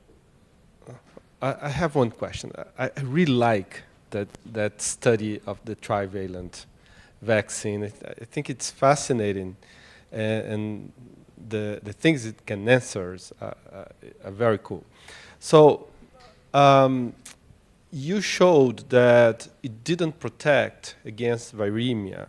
You showed there was some protection against clinical symptoms, but not viremia. Have you measured the levels? I mean, I'm pretty sure you measured the levels of viremia, but I didn't see it. How were they comparable? It was lower, same level? Viremia after challenge? After challenge. Yeah, so we measured it. We measured it in two ways. One is we're looking at infectious virus by putting it on culture, and the other way is just looking at pieces of RNA. But the level, my question is related, did you see any enhancement of the viremia peaks, like the amount of virus per ml? Anna wants to answer this. The mean peak titer for dengue 2 was slightly higher in the trivalent group compared with the placebo group. Now, they're small numbers, and I will tell you, we recovered the highest titer of the dengue 2 challenge virus we recovered from a trivalent recipient. So the peak titer by both PCR and by culture were really indistinguishable between the two groups. So it didn't reduce the level of viremia. The trivalent did not reduce the level of viremia. It did. The duration was a day shorter. So probably we're seeing some level of enhancement associated with the cross-reactive antibodies, but the clinical protection was T-cell mediated. I mean, I think that's why it was cleared quicker, certainly. And we, it was small numbers, so we can't say for sure it was enhancement, but it certainly could be. Yes. Yeah, but it's fascinating from the pathogenesis point of view. Steve, thank you so much for being here with us.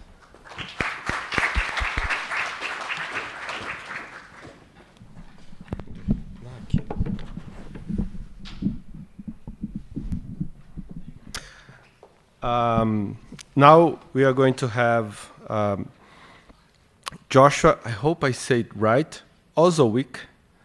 Cool? Okay, thanks.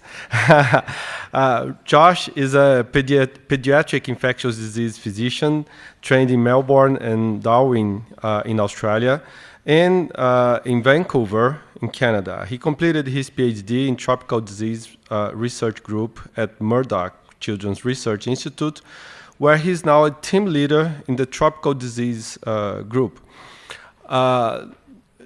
The presence of Josh is very important because Brazil is developing a strep vaccine.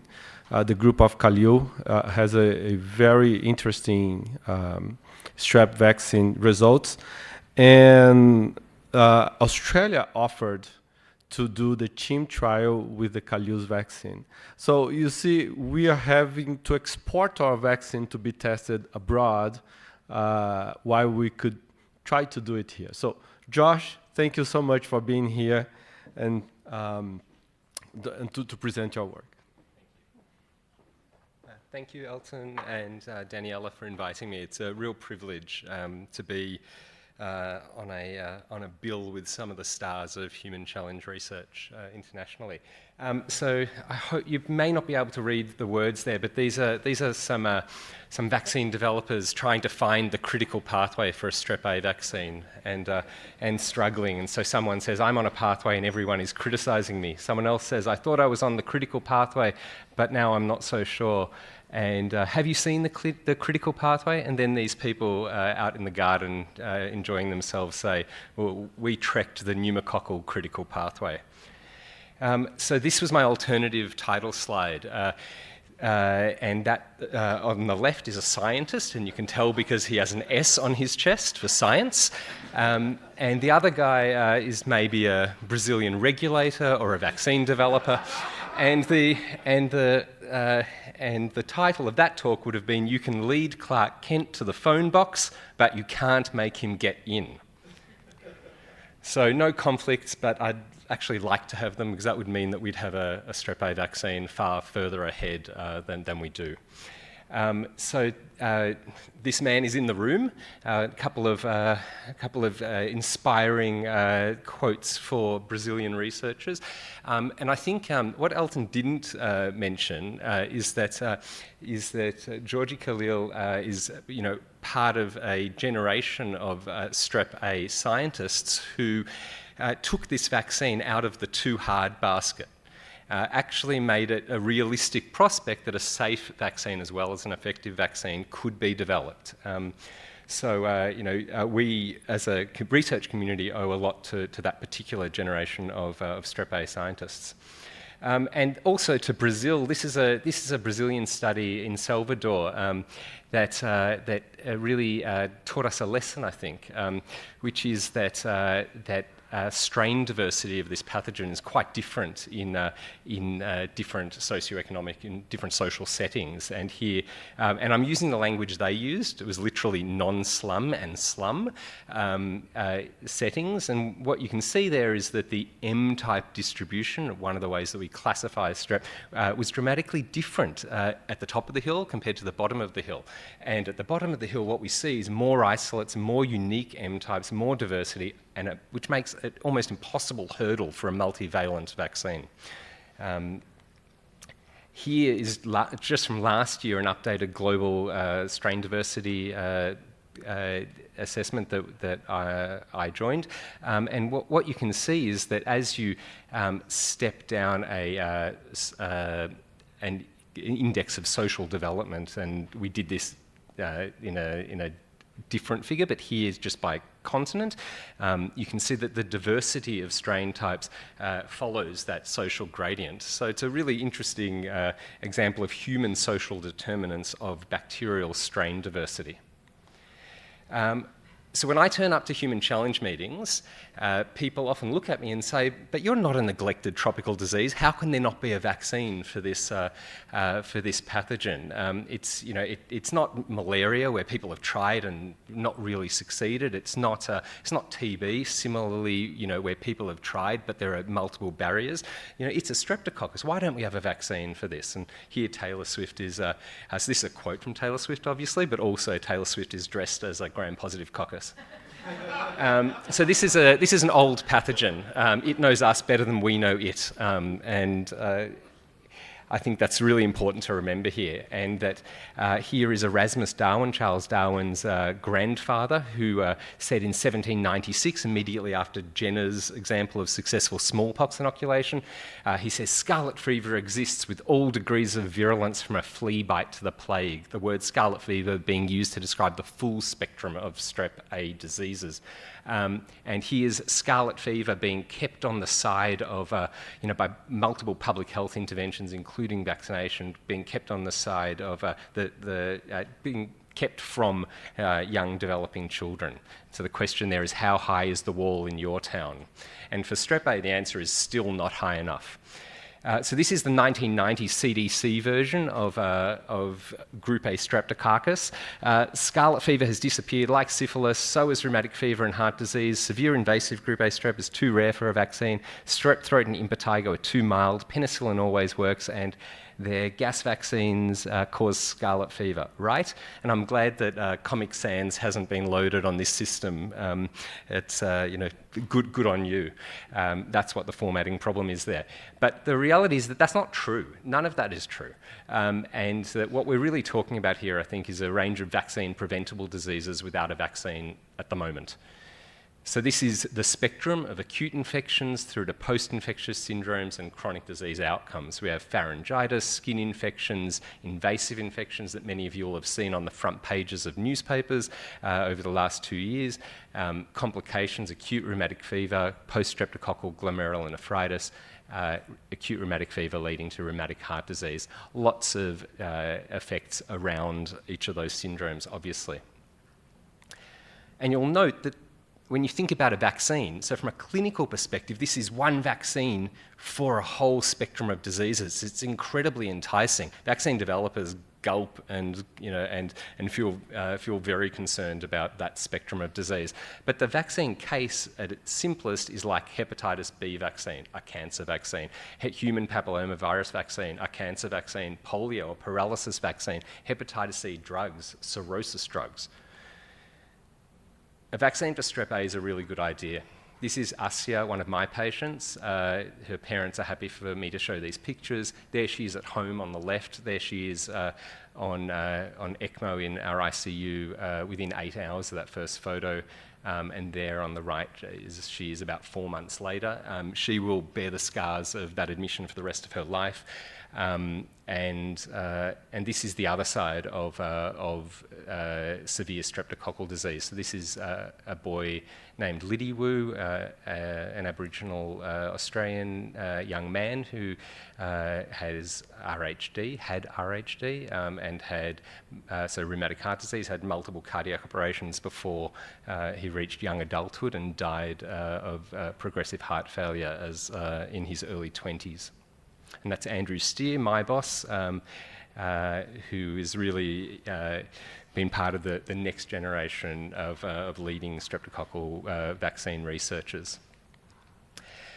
So why don't we have a vaccine? It's because there's no such thing as a law of vaccine gravity. A good idea, a good case for a vaccine, I want a vaccine, doesn't give you a good vaccine, and even having a good vaccine doesn't give you good vaccination.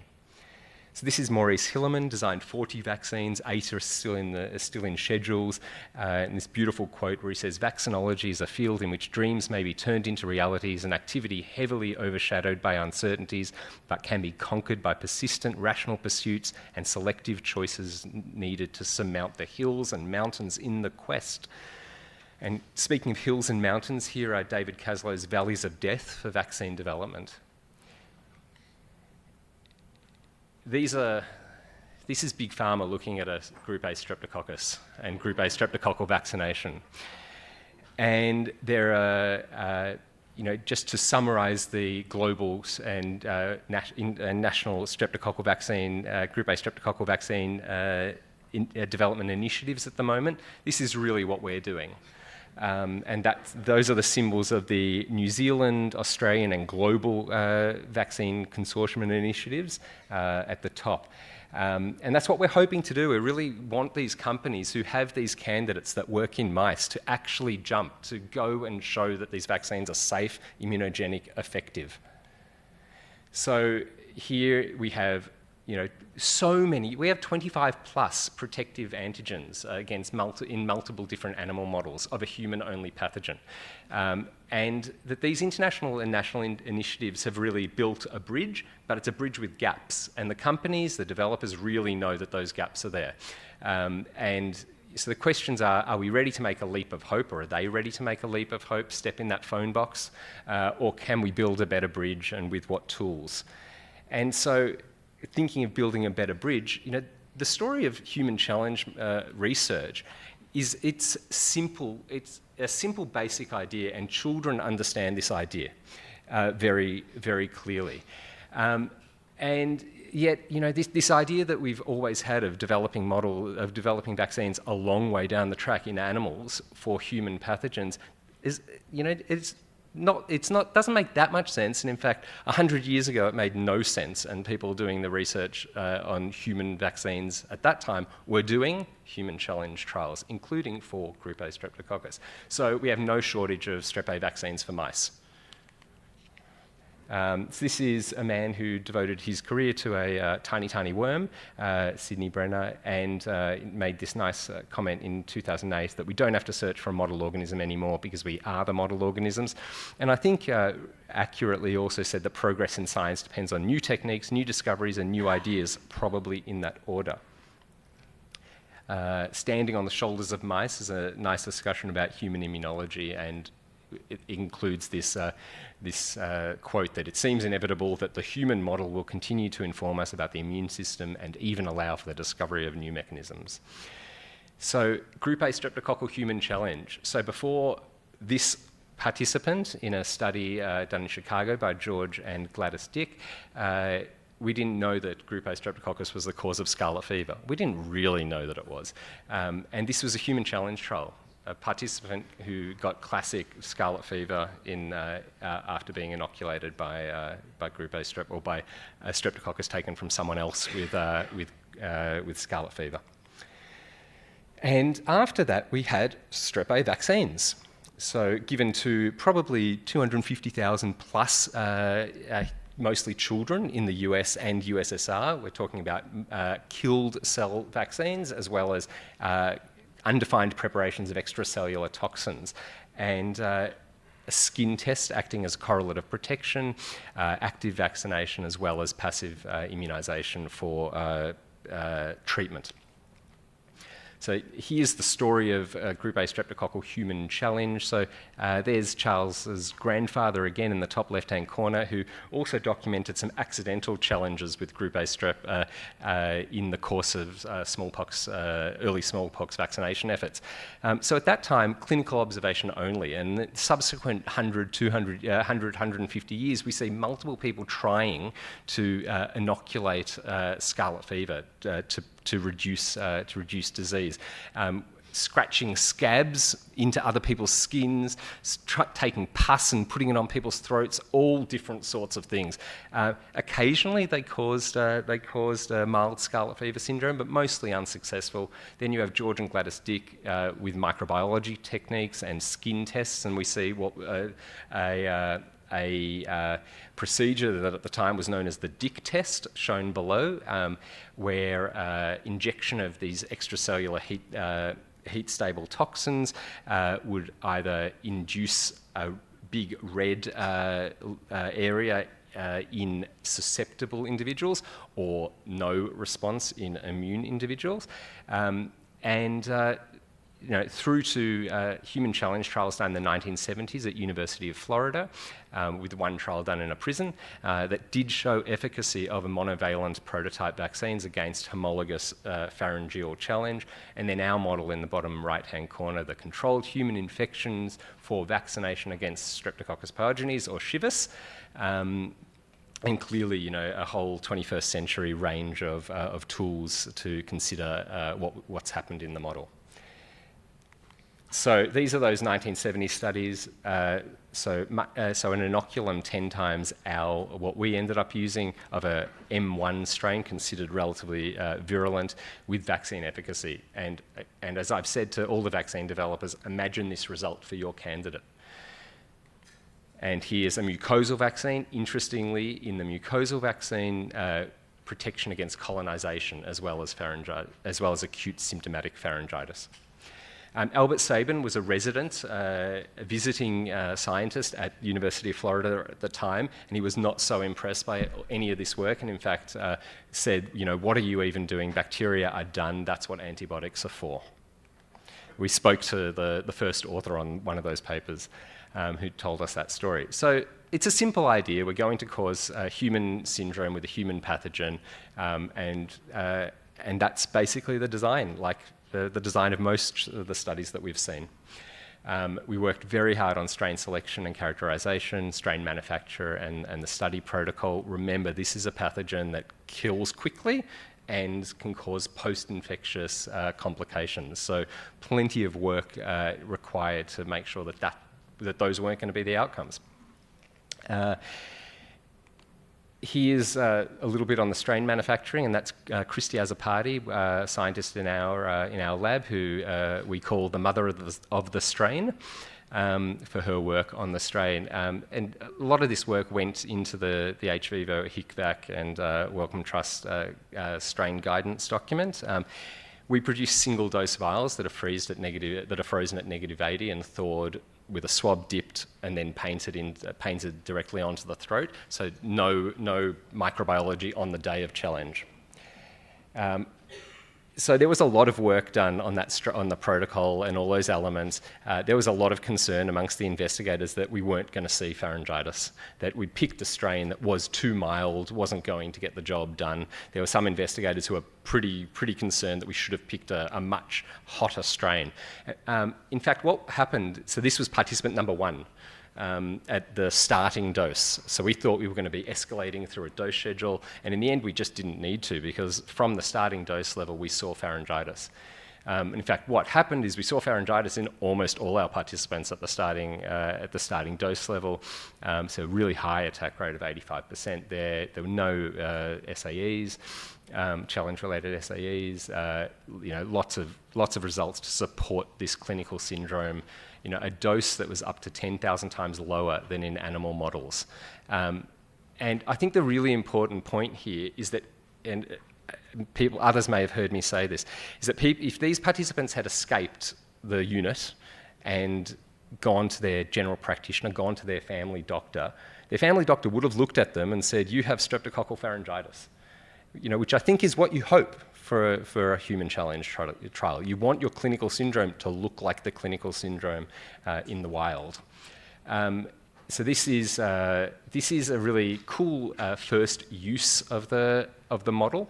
So in this study, the CHIP study, or Controlled Human Infection for Penicillin Against Strep study, we had participants come in, get a dose of intravenous penicillin, and have an individualized PK study done, and with a model built for how that person processes penicillin. And then, using that individual model, they were randomized to a steady state concentration of penicillin, and given an infusion of penicillin, a continuous infusion, aiming for for that steady state. And I can tell you that we hit those steady states, concentrations, which is quite an achievement given how low they are. 12 or so hours later, after you expect that penicillin has entered, has made it to their tonsils for sure, we challenged them with the same M75 strain that we used in the first trial. So the M75 strain has an MIC of 12 nanograms per mil in the lab. And what happened was this. So we ended up introducing a 9 nanogram per mil dose as well. But there were no episodes of pharyngitis for any participant who was allocated to a group of greater than 6 nanograms per mil. And using a Bayesian Emax model, essentially the minimum penicillin concentration at which at least 90% of participants would not develop pharyngitis was 8 nanograms per mil, so a third lower than that in vitro MIC. But you'll see that the attack rate in the placebo group was only 56%, quite different from the 85% that I told you about before. And it comes down to this, that light red is not that much different from dark pink. And that pharyngitis is primarily a clinical diagnosis. So when you ask your outcome assessors, your medical officers in the unit to make a diagnosis of pharyngitis, the unit that did this was tuned somewhat down compared to the first unit. And it actually, I think, is a challenge for us to consider before field trials. We don't have the same hard endpoint that you might have for a typhoid trial in terms of bacteremia. Having said that, in the typhoid study that Andy showed earlier, there was a similar issue in terms of thinking about endpoints, and the efficacy of the vaccine in that study looked much better with a more naturalistic endpoint. When you actually apply a more 360-degree endpoint, thinking about an inflammatory response as well, you're back at 80%. So lots of work out of the study. Here's a couple of things on diagnostics. There's a qPCR we developed specifically to track our strain in the model, and there's a saliva-based diagnostic on the right that seems to do at least as well as throat swab culture for group A strep. Lots of interesting immunology. I'm not an immunologist, but here's my ridiculously simple concept of streptococcal immunology, which is that we have multiple layers of immune protection, and that pharyngitis is the strain getting past the first layer, and then the systemic protection holding up. And that when you think about the whole spectrum of group A streptococcal infections, that's basically what you've got. Looked from the other perspective, from an immunologic perspective, a model of pharyngitis, of superficial disease, is also a model of protection from invasive disease. Healthy adults with acute streptococcal pharyngitis get better.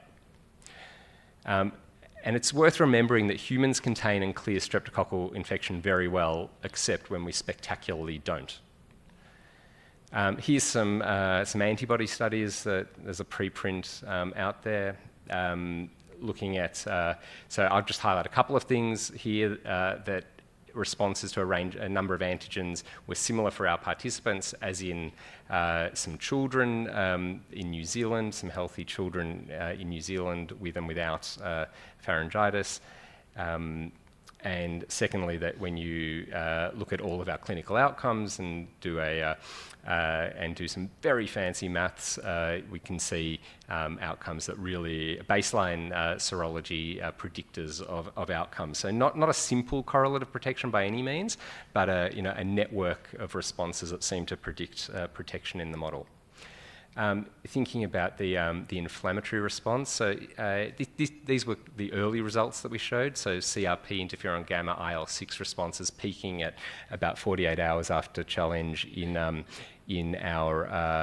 participants with pharyngitis, and not seen in our participants without pharyngitis, compared to a macaque model. Lots more colour and movement.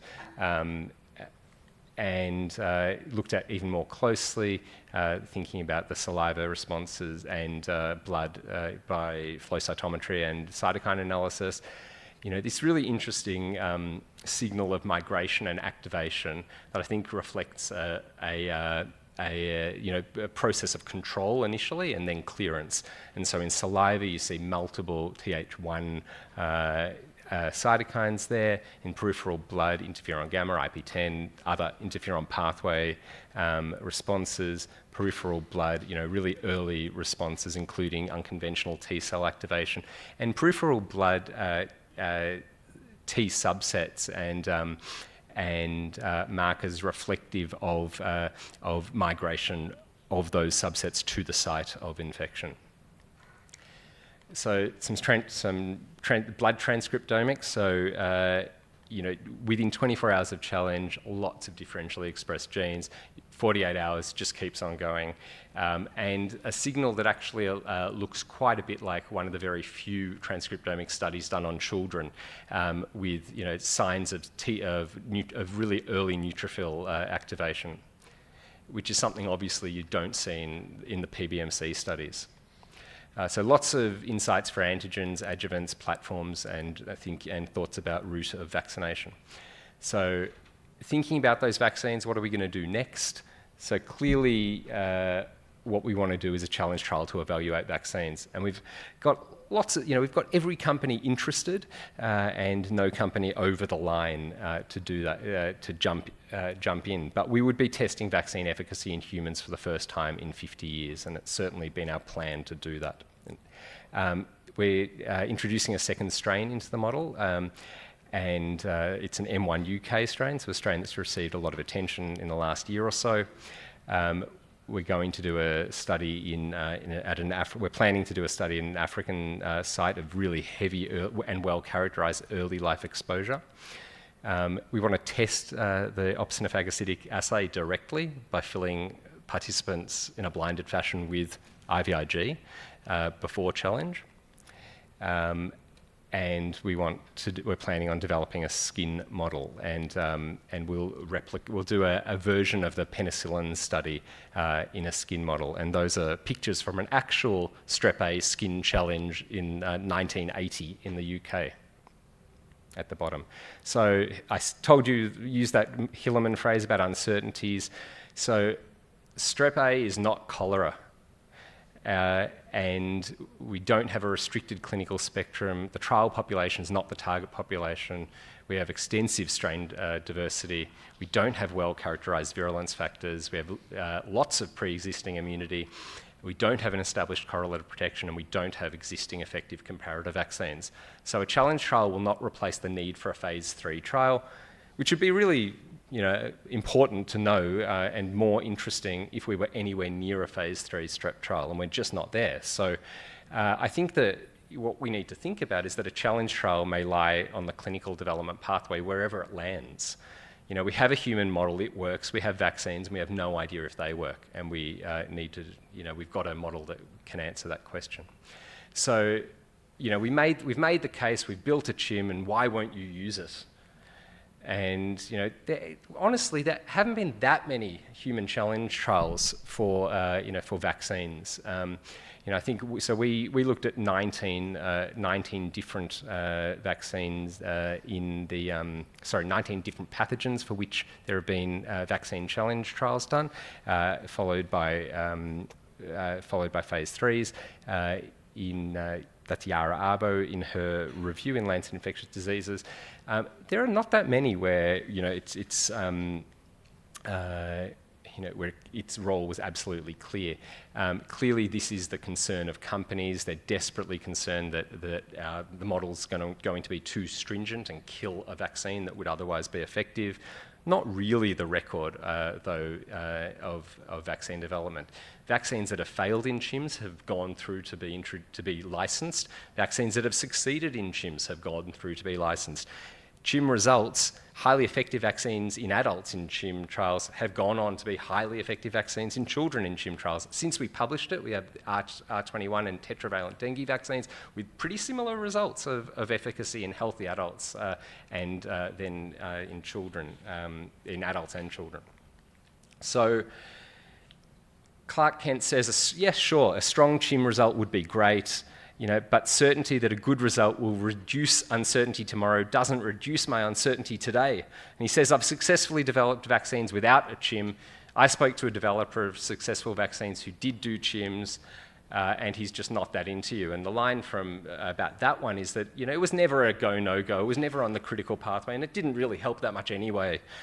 And so human challenge trials are not risk-free, but they shouldn't be risky for product development. We already know what a risk-free strategy will deliver for Group A streptococcus. And uncertainty should be an argument for, not against, human challenge trials. And I'm sorry about how many metaphors I've mangled over the last 25 minutes or so. And I ask you to ask all your vaccine developer friends to advance their Strep A candidates so I can stop murdering metaphors. Thank you, everyone.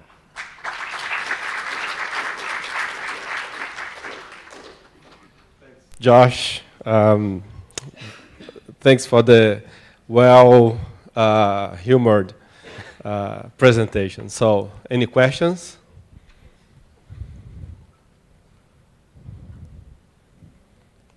No? Yeah.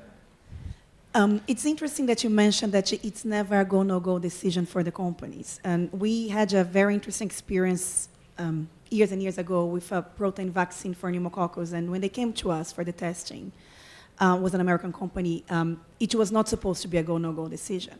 They then did not reach the level of significance in the protection in the model that they would like to see, and they've completely shut down their program.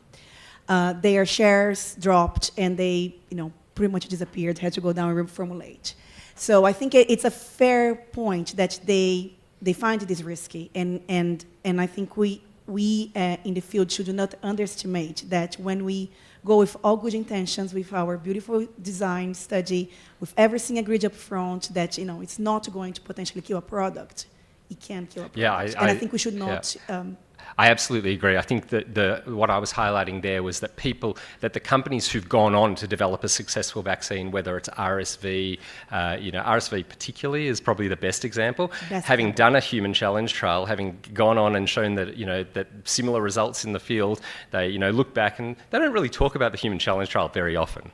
It's not. They don't seem to talk about it being crucial in any way.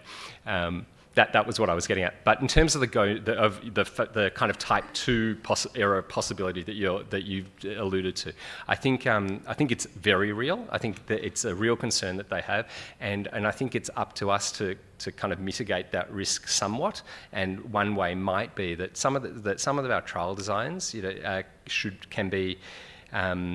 can be set up to actually really promote the exploratory aspects of what we're doing, the immunology, the potential correlates of protections. Primarily, this should be an opportunity to learn more about your vaccine, and it doesn't need to be set up as a go no go in that way. But you're right; it might be taken as a go no go.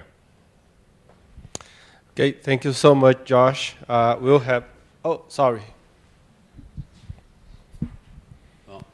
Thank you, Josh, for a beautiful presentation. We have been talking here, and we've been talking everywhere about correlates of protection. And this is a big challenge for this type of vaccine. And, I think that Steve showed very well that antibodies was not a very good correlate of protection. Actually, just talking to people in Recife where the 4 serotypes were circulating, people would say that I had 4 dengue. The 2 first were bad, but the third one, I just was diagnosed because I looked for it. And then we had the same experience when we went to COVID because people wanted to tell everybody that a good correlate of protection would be antibodies, and that would be the way of testing new vaccines. I was always against that, because actually what protects us till now is the T-cell response. What do you think from all these studies that you have showed to us that we could look for a good correlate of protection when we are studying our vaccines? Do you think antibodies, T-cells, both, production of interferon, after all these studies, what would you say? So yes.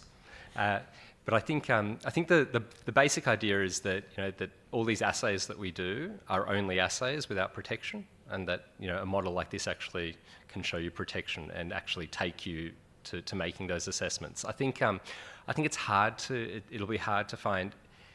So for a vaccine, it all becomes simpler because the number of antigens that you're looking at, are far narrower. So we were looking at 20 or so antigens in that panel, and the only way you resolve that is with black box magic, and it's unbelievable and hard to see.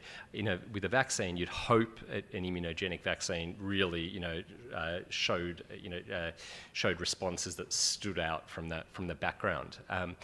But I think what you're going to see is the usual mix of responses, and I think you will see a cellular response that predicts, that's reasonably predictive.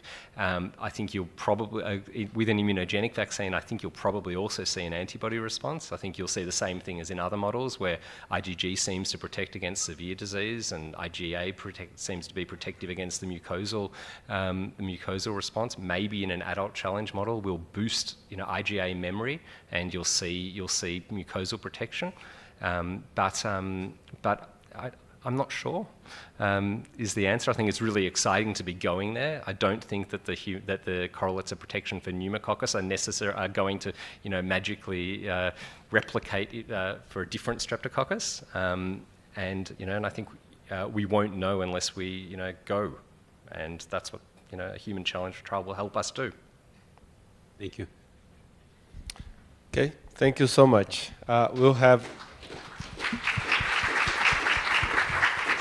We have our coffee break now at 4 p.m. sharp, English time. We'll return.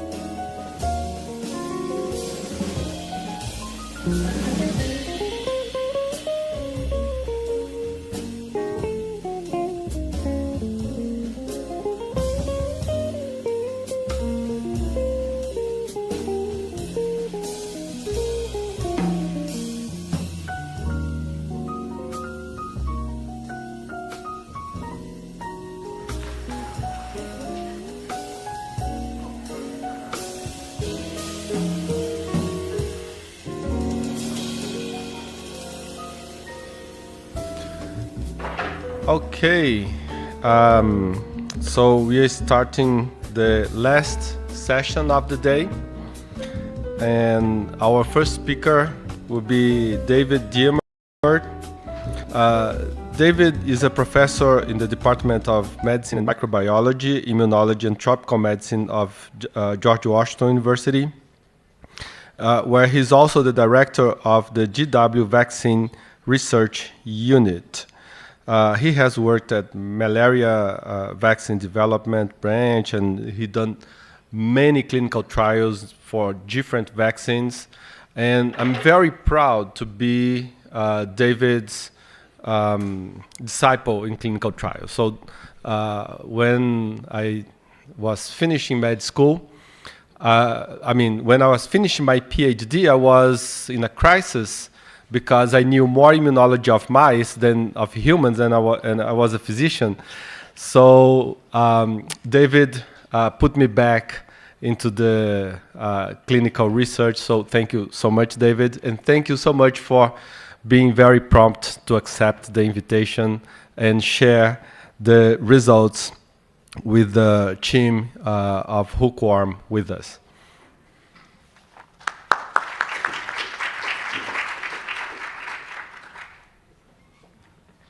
Well, thank you, Elton, for that wonderful introduction. And I'm very, very happy to be here presenting some of the results that you're going to see were actually done by some of the people in this room who hopefully can understand me in English. So I'm going to follow on from some of what Elton spoke about this morning about the challenges. So you heard about the challenges of doing a challenge for a hookworm here in Brazil. We've had fewer challenges in Washington, but some challenges nonetheless. So I'm going to spend the next 25 minutes or so talking about our experience developing a vaccine for hookworm, and then also testing one of our vaccine candidates in a CHIM trial in a non-endemic area in Washington, D.C. So Elton already introduced about what hookworm is. So over 400 million people are estimated to be infected with this parasite, which is an intestinal worm, intestinal nematode infection. There are two main species that I put up there in the upper right that infect humans, Necator americanus and Ancylostoma duodenale. Necator is by far the most prevalent, found everywhere in the world. It's estimated over 80% of all hookworm infections are due to Necator americanus. And they only infect humans, and that is important later on when I talk about doing a CHIM, developing a CHIM model.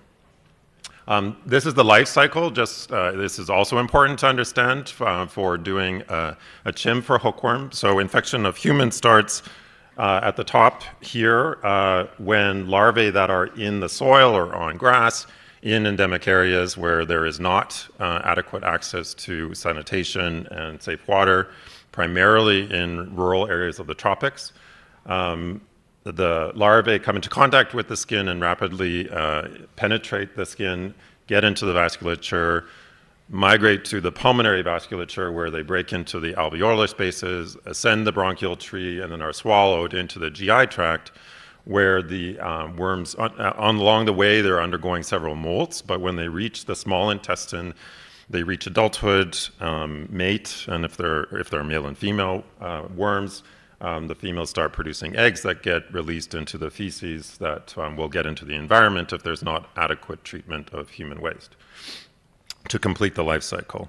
And what you will see on this life cycle is there's no intermediate host, and for Necator and Ancylostoma duodenale, humans are the only natural host, so there's no animal model that we can use to replicate the life cycle in a replicable way in the lab or elsewhere. So the only way we can get larvae and eggs of Necator is from infected humans. In endemic areas, and this is data from the state of Minas Gerais, up in the northeastern part of Minas Gerais in a place called Americaninhas, where several people in the audience have worked for many years, as well as I. And this is just a cross-sectional study to show you over age and how prevalence, which is the solid line, goes up during childhood, levels off after that in the teens and young adult years. But then intensity of infection, which is the number of worms that an individual has in their intestine, also goes up during childhood and even in older adults as well. So people get infected often with dozens, if not hundreds, of worms at the same time. The human immune response to infection is inadequate and cannot get rid of an infection without treatment. So as Elton already pointed out, the main clinical manifestation is anemia, and that's because the adult worms actually feed on blood from the host that they ingest into their own digestive tract. So this is an adult worm in the gut of an infected human that is then releasing the blood as an end product of its feeding pathway, which it needs in order to survive in the host. So that over time, if you're infected, if an individual is infected with multiple wounds, can lead to iron deficiency and anemia. This primarily affects kids who are growing, who have greater iron needs, and therefore lower iron stores to begin with. And then also women of childbearing potential who are menstruating. Those are the two main risk groups for developing disease, which is defined as developing anemia and all of its subsequent chronic effects. There is the current strategy for hookworm control is mass drug administration. So there is a class of drugs, the benzimidazoles, that are still relatively effective for human hookworm. But again, this is data modeled from data from our field site up in the northeastern part of Minas Gerais. That shows that even, and these programs are really only directed towards kids, even annual treatment with albendazole over 20 years does very little to reduce the overall prevalence of infection in a community, primarily because people get rapidly reinfected after they're cleared of their infection, and also adults are not being targeted, and they're a reservoir of infection for this particular intestinal parasite. So that is why we have spent many years now trying to develop a vaccine for hookworm. I'm not going to go into the whole story of hookworm vaccine development, just to focus on the ones that are currently in clinical development. And those are two antigens that are part of the blood digestion pathway of the adult hookworm. So this is a cross-section of a worm. So this is the worm's digestive tract, where they're digesting or they're ingesting red blood cells from the host and then digesting the hemoglobin that they use as their energy source. The first enzyme involved in this process of hemoglobin digestion is APR1, an aspartic protease, and then eventually the heme that's a product of this pathway is detoxified by a glutathione transferase, GST1. So both of these have been in clinical trials, and one of them has been in a CHIM study so far. Our aim overall, though, with clinical development is not to induce necessarily sterilizing immunity, but to prevent disease, so to prevent the anemia from chronic infection. So we've done a number of clinical trials. Several of them have been done here in Brazil at our field site in Americaninhas, and as well as here in Belo, as well as in the US and in Africa. And we've tested both antigens alone with different adjuvants, as well as in combination, including a pediatric trial that was done right before the pandemic in Gabon. I don't want to go too much into the results of these trials, but just to show, this is again from the study we did here in Minas. This was actually a first-in-humans trial done in an endemic area in a rural field site that was approved fully by CONEPI, who somehow have a problem with CHIMs. So a little bit disconnect there in my little bit of inconsistency there in my mind. But 3 injections, we saw nice IgG responses to the antigen. This was done with a TLR4 agonist added to the alhydrogel formulation of the recombinant protein. We didn't actually see much of an increase in antibodies with the addition of the GLA. But we have seen about a fold increase in IgG responses when we added CpG to the alhydrogel formulation, both in DC where we did a study and then also in Gabon. We just recently had these results. And I just put this up here because this is going to be important when I show you the CHIM study that we've done. And we saw an increase and pretty much the same antibody response with the 30 and the 100 microgram doses of the recombinant protein with the addition of the CpG, so potential for dose sparing by adding the CpG adjuvant. But we reached a brick wall. After we did all of those phase 1 studies, even in kids, we had good antibody responses. The problem is there's no correlate of protection. So we were unable to tell, funders whether or not these results would, actually lead to an effective vaccine that might prevent anemia. So we had big plans before the pandemic to do big field studies in kids here in Brazil that would enroll, 1,500, several thousand kids in these phase 2 and 3 studies, but we just couldn't get any funding to do any of this work. So that's what led us to developing the CHIM. I'm obviously, this audience knows all this already, so it's obviously been done for other pathogens. It's been presented all day today, and we actually even had some data from prior CHIM studies done in the 80s and more recently in the UK and in Australia in the 2000s. But most of these studies were not done really to develop a model that could test vaccines, and very few of them actually collected data that we needed in order to develop a vaccine or a CHIM model that we could use to test vaccines. So a lot of them didn't even collect data on egg counts in fecal samples post-vaccination, because they were more interested, especially the recent studies, in looking at effects on things like asthma and seasonal allergy. So that's why we partnered with the group in the UK, headed by David Pritchard at the University of Nottingham, who at that time, this was about 10 years ago now, was doing a study in multiple sclerosis patients to see if low levels of hookworm infection could ameliorate the progression or the course of disease in MS. And he had produced GMP larvae from eggs from an chronically infected volunteer in Nottingham, and had regulatory approval in the UK for doing clinical studies. So we actually imported live larvae that had been freshly released by his group in Nottingham to do our initial study in Washington in naive healthy adults who had never had hookworm before or even been exposed to it. And we were really doing a dose escalation trial to see what was the optimal dose that would result in consistent infection and was safe, obviously. So we imported those larvae. We had to release them, re-release them, submitted an IND to the FDA to do this work. And then on the day of challenge, we would, let's see if this works. Prepare the dose, and they're very simple to prepare because you can see these under the light microscope. These are the larvae. The ones that are moving are alive, so you can just pick them out.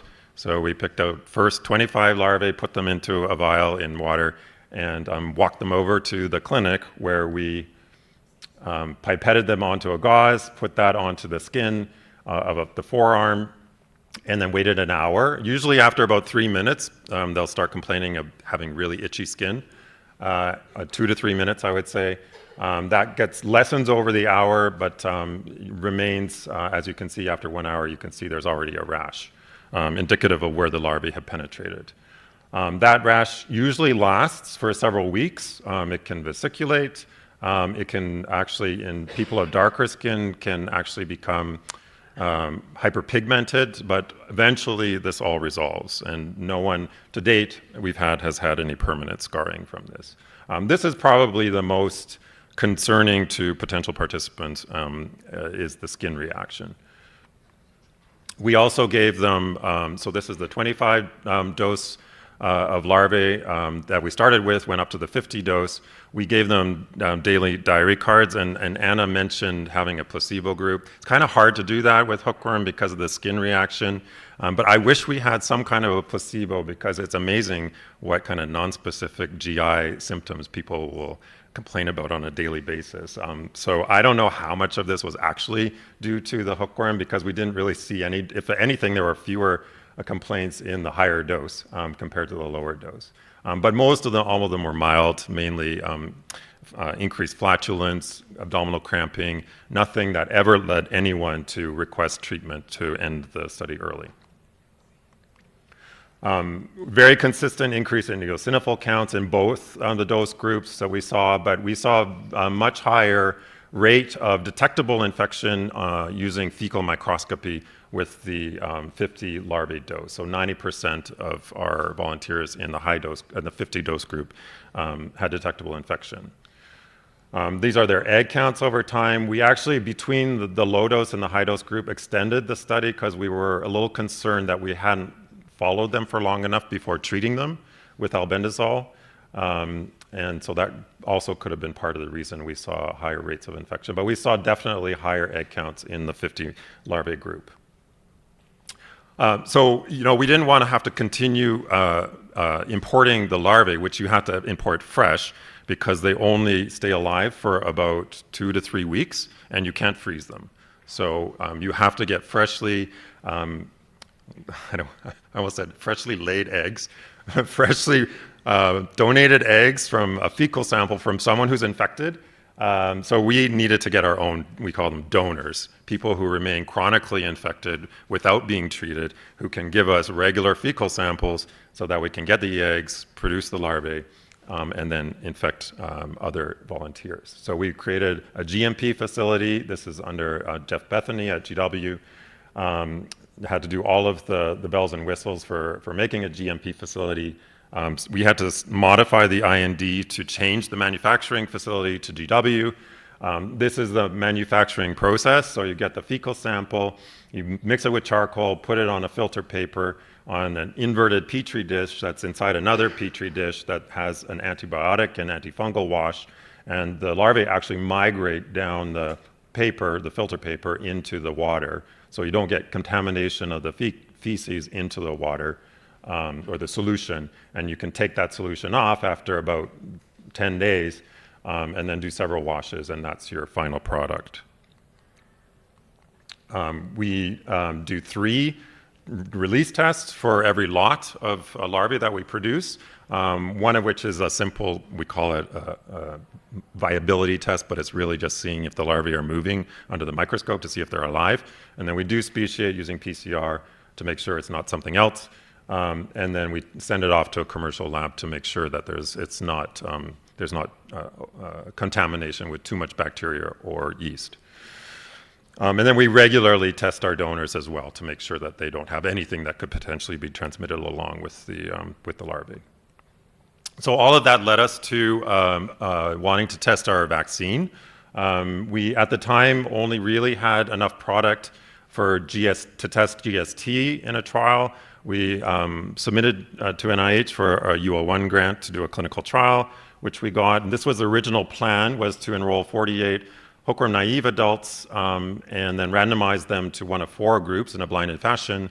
3 of these groups would be 3 different formulations of GST with the 2 different TLR agonists, or just the L-hydrogel formulation, compared to a placebo, which was just saline. And then they all, after 1 month post 3rd dose, were to get challenged with the dose of 50 larvae. So that's just and then they would be followed weekly and have a fecal sample collected at least every 2 weeks, as well as CBC to check hemoglobin and eosinophil count, and then get treated at the end of 20 weeks. We ran into significant problems because this was started pre-pandemic and we were still enrolling when COVID hit. So we had multiple delays in getting the study done. I had to start doing home visits instead of having them come to the clinic. So that was challenging, especially when you're transporting stool and blood. And then we actually had to close enrollment because the grant was going to run out before we got the full 48, but we managed to enroll 39, and we unblinded and after database lock last fall, and are working on finalizing the clinical study report and publishing these results very soon. So long story short, with one of the formulations, and that's this here in purple, that's with the CPG added to the GST L-hydrogel formulation. This is, I mentioned we collected multiple fecal samples every 2 weeks after challenge for 20 weeks. And the maximum fecal egg count by McMaster was 0. Meaning that there was never a positive McMaster assay in this group compared to the other groups, and this is placebo on the far left. And similarly, we had much lower eosinophil counts for the most part, except for one outlier in the CPG group compared to the placebo and the 2 non-CPG groups. So, and then this is just over time. This is fitted the results of all of the fecal samples. This is the placebo group here. So definitely the highest egg counts were seen in the placebo group compared to 0 in the CPG group. So very encouraging results.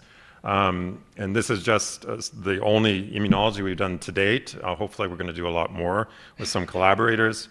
This is just IgG responses to the recombinant protein post-vaccination. This is the peak post-vaccination and pre-challenge. And then we saw a very high, only really mostly in the CPG group, a very high spike in responses to the recombinant protein after the challenge, which was very surprising to us because of where this antigen in the actual parasite is located, which we had always assumed was protected from the human immune system, and because we never really see, as you can see here, IgG responses after natural infection. So this we still have to explain. And then also pre-challenge IgG responses to GST, this is the CPG group, correlated with protection. So, no responses seen in the placebo compared to the highest IgG responses pre-challenge seen in the CPG group. Where do we go from here? I mentioned we had troubles getting funding. We still are in that situation. We have plans, and we submitted a planning grant to NIH to do a follow-on phase 2 CHIM study in naive population in DC, testing to see whether or not that 30 microgram dose with the addition of the CPG could actually give similar results to the higher dose, to see if we could have some dose sparing. And even potentially get away with 2 versus 3 doses. But more importantly, we want to do multiple challenges to see duration of protection and potentially challenge much later than 1 month after the 3rd dose to see, again, about duration of protection. And we had already pre-pandemic had a grant from Wellcome Trust to transfer the whole program here. And to do CHIM studies in endemic setting and pre-exposed individuals. And as Elton already outlined, this was our grand plan with funding from Wellcome Trust that has been funded to transfer the model from GW and to do a series of trials in Bello and then also at our field site in American Niñas, which is all on hold. Pending working out all of the ethical issues here. So with that, I just want to thank a lot of people, in particular Rodrigo, as Elton already mentioned this morning, who unfortunately we lost last year, who was really, really instrumental in all of the work we've done here in Brazil to develop the hookworm vaccine and also get the Wellcome Trust grant to transfer the model here for the CHIM.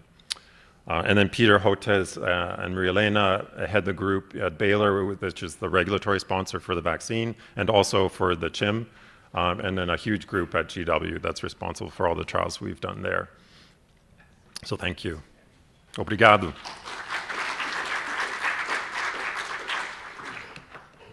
Thank you, David. It's very encouraging, the results for the GST with CPG. So any questions? Jake. Hi, yeah, I guess I have a question that kind of covers 2 things. One is, so with the living donors, like the chronic living donors, I'm curious, like, how hard is it to kind of keep that going? Like, have there been down to the wire moments where people have just kind of dropped out or one has almost dropped out? And 2, like, is that indefinite or is there a data safety monitoring board that kind of says they can go up for a year, or is there some sort of like expiration date on how long they can be chronically infected as the living donors? Yeah, so we originally had put into protocol that people would be for a maximum, I think it was 4 years, 3 years maybe. And we gradually extended that as we had one of our donors remain infected. He's now actually he's in year 7, now of his infection, and totally fine. I was telling Elton this too. We really need to publish this data because this would help counter the argument about, or the complaint about the potential risk of anemia, because his hemoglobin has remained rock solid. But we've gone back to the IRB with our data and received permission to increase the time limit. We've never had anyone drop out other than because they're moving away. They're students or no one's dropped out because they just didn't want to participate anymore or because of any side effects. And we kind of choose our potential donors quite carefully too. So we have quite a stringent, as everyone in the room does for all of their challenge trials, for initial entry into the study anyways. Yeah.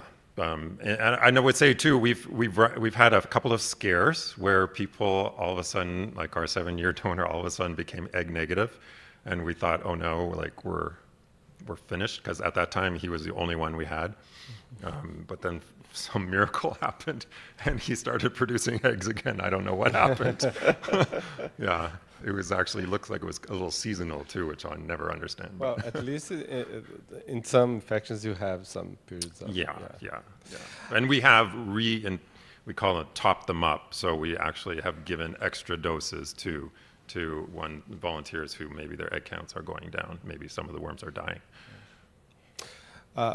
David, it's quite interesting that spike in GST in the challenge, which you mentioned you got surprised because first you don't see the antibodies against GST in naturally infected individuals, but just in these vaccinated individuals. Do you think that that spike might be to some leak from the intestine to the system?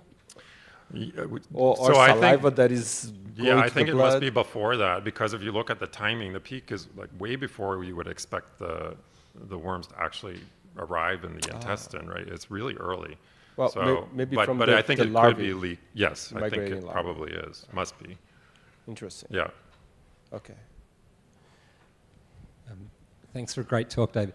Your discussion of the live donors sounds a little bit like the smallpox vaccine crossing to the New World with successive inoculations of children, of living donors. What I wanted to ask was, when if you put yourself in the mind of the regulators who won't let you do the trial here, and you imagine that you have to cast aside the politics and other things that you think are the real reason. Are there any arguments that hold any water that are good arguments that you find yourself needing to really address, or are these all arguments that are baseless? The arguments against doing a local human challenge model with hook worm. Well, I think one of the the one I think does hold water is doing the study in Americaninhas, where, like in DC, we don't have to worry about transmission to any surrounding people, because unless you don't use a toilet, which is an issue in the field. So we actually did have to address that with Wellcome when we got the grant, and what we would do to try to mitigate potential contamination of the environment. So I think that was definitely a valid reason that wasn't. Well, maybe it was brought up the first time we went to Conepi, I think. Yeah. But not in subsequent times. But all of the other, I don't personally, having seen multiple people that we've have done this to in DC, I don't think anything holds water. Yeah. We'll have a round table with study perspectives, and we could get 2 people from Americaninhas to tell their side of how they view the CHIM studies there, because we introduced the thing, we couldn't start. So you see their perspective on this kind of study, it will be very interesting. Thank you, David.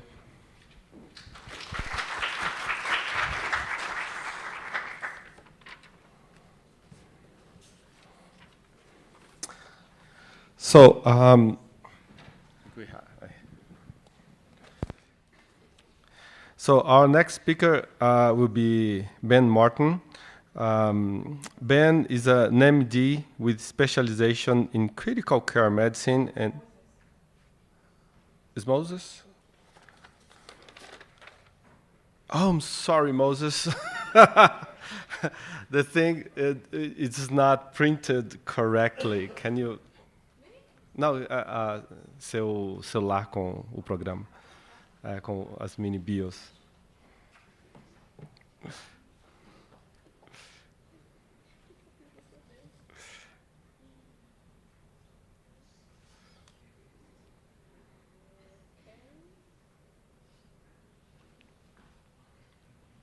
I'm sorry, Moses.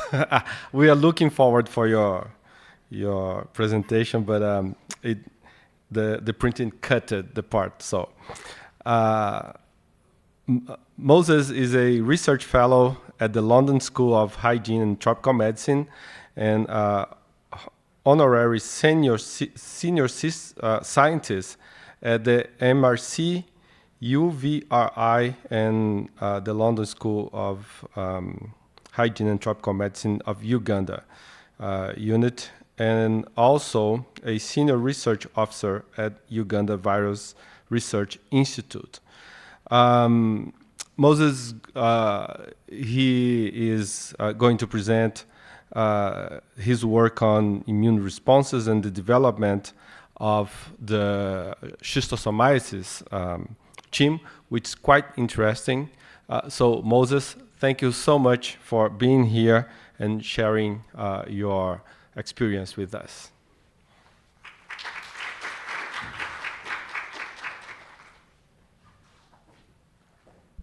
Thank you, Hilton, and thank you to the organizers for inviting me to talk to you about the experiences we've had setting up the challenge model. So I'm not going to necessarily talk about the immune responses. I'm just going to talk to you about the experiences we have had setting up the challenge model in Uganda. So I'll be talking about the single-sex human Mansonite controlled human infection model. So Hilton was talking about the different places where we work. So I just wanted to break it down for you. So Uganda Virus Research Institute is the government institute set up in 1936 as Yellow Fever Research Institute. Then in 1950, when we had the East African community, it became the East African Research Institute. And then when that community broke down, it became Uganda Virus Research Institute. So it's in this institute that Zika was discovered, and a lot other viruses, about 24 of them. So then that is the institute, the government institute. Just on this side is the MRC. So in 1983, after the HIV was discovered in our country, the government of the UK with the Ugandan government set up this unit called MRC UVRI Research Unit on HIV. So they worked on HIV at the start, but towards 2017, they realized there are other problems we have in the country. So it included NCDs, schistosomiasis, tuberculosis, and then in 2018, the MRC handed us over to the London School of Hygiene, hence the long name you had Hilton describe. So that's a brief history, but we have other partners on campus, CDC, WHO, NIH, IAVI. So if you visit us, we're in the training building. That's where the PhD students, the capacity building is done. So why do we need a vaccine for schistosomiasis? Schistosomiasis is endemic in 96 districts. So this country, our country is the size of the UK, slightly smaller, but in all 135 districts, 96 are endemic. This is not surprising considering we have lots of lakes. The national prevalence is about 25%, but around the freshwater bodies, you can see the prevalence is way higher. Some places it's higher than 50%. So the country since 2003 has been conducting mass drug administrations, and these have been very effective. The country has done a good job at that. But then these MDAs cannot break transmission. because we know we can't cover all the places we need to. For example, the islands within these lakes. So there's reinfection. The reinfection is very high. So we would think a vaccine would be important, but there's no vaccine, as you're aware. But then there have been different trials to set up a vaccine. And so these are the top 3. So this one, which I'm proud to say was pioneered here in Brazil. I'm very proud of that. But then some of the current trials are in Senegal. Then there's a TSP2. That one was started in the US. And David is doing some work in Uganda with colleagues. And then SMP80 also in the US, but then the trials are currently ongoing in Burkina Faso and Madagascar. So those are the top 3. But you can imagine for a disease that was discovered just at the start of 1900, just to have 3, we need to find a faster way to get these vaccines. So at the same time, when we move to phase 3, you can see from here, they're mostly in phase 1 and 2. But there's the idea you need to move to phase 3. So these are expensive, and there isn't funding for these. So a cost-effective approach, as we are all aware today, would be needed, and this is where the CHI comes in. For schistosomiasis to effectively do a CHI, we need it to be safe. And then to do that, we need to avoid the one thing that causes the pathology. Those are the eggs. So how do we, to understand the CHI, I want to take you back to the natural infection. So in natural infection, you have Sakari, which is the infective larvae, usually male or female, infecting the human. The resulting adults are both male and female. So it's after copulating, the females lay the eggs, which get lodged in tissue, and that's what leads to the pathology we are aware of. And then these eggs can be secreted in stool, so you're able to detect eggs in stool via microscopy. And then once in water, the life cycle continues. There's need of a snail as the intermediate host. So this is important because this is the kind of life history we need for the CHI.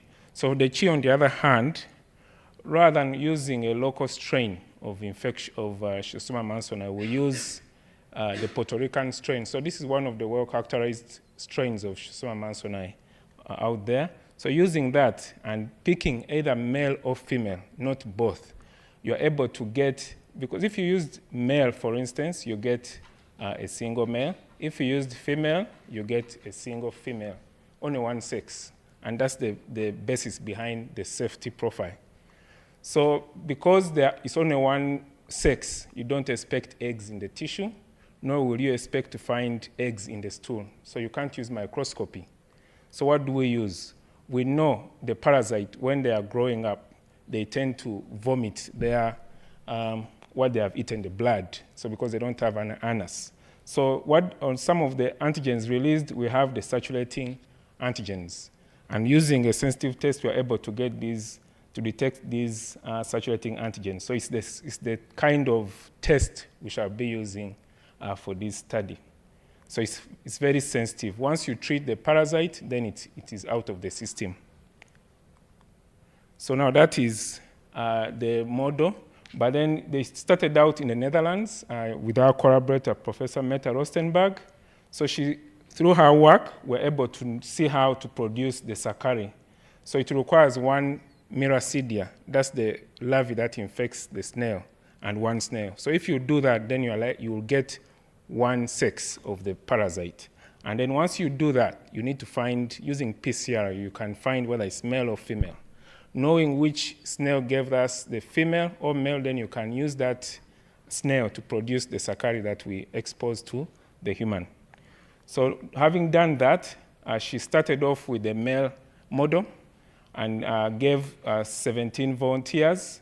And as you'd expect, these are Schistosoma mansoni naive, 16 developed swimmers each. But then because we started with 10, 20, 30 Sakari, at 30 Sakari, they had adverse events, headache, malaise, and pains. So they had to de-escalate, come back to 20. And that's the dose she found to be safe. And now, having known the dose is 20, she also went and did the same to the female, to use the female model with volunteers. So in both of these models, you found that you can detect infection using the highly sensitive CAA test I talked to you about earlier, and then you can treat the infection, and then after 1 year, you won't be able to detect this circulating antigen, showing that the infection has been cleared. Now, that was in the Netherlands. As you know, the population there is naive of schistosomiasis, but then what would happen if you transfer that to a population that has prior exposure? So we know that prior exposure influences how we respond to, how the immune responses are to Schistosoma mannsoni. And then we know other countless infections such as HIV, malaria, tuberculosis may impact how we not only respond to the infection, but even vaccines. So these are some of the things we want to test within the model in Uganda. So for that, we have the primary objective is to investigate safety and tolerability and infectivity. And this is just for the start, it's on a male model.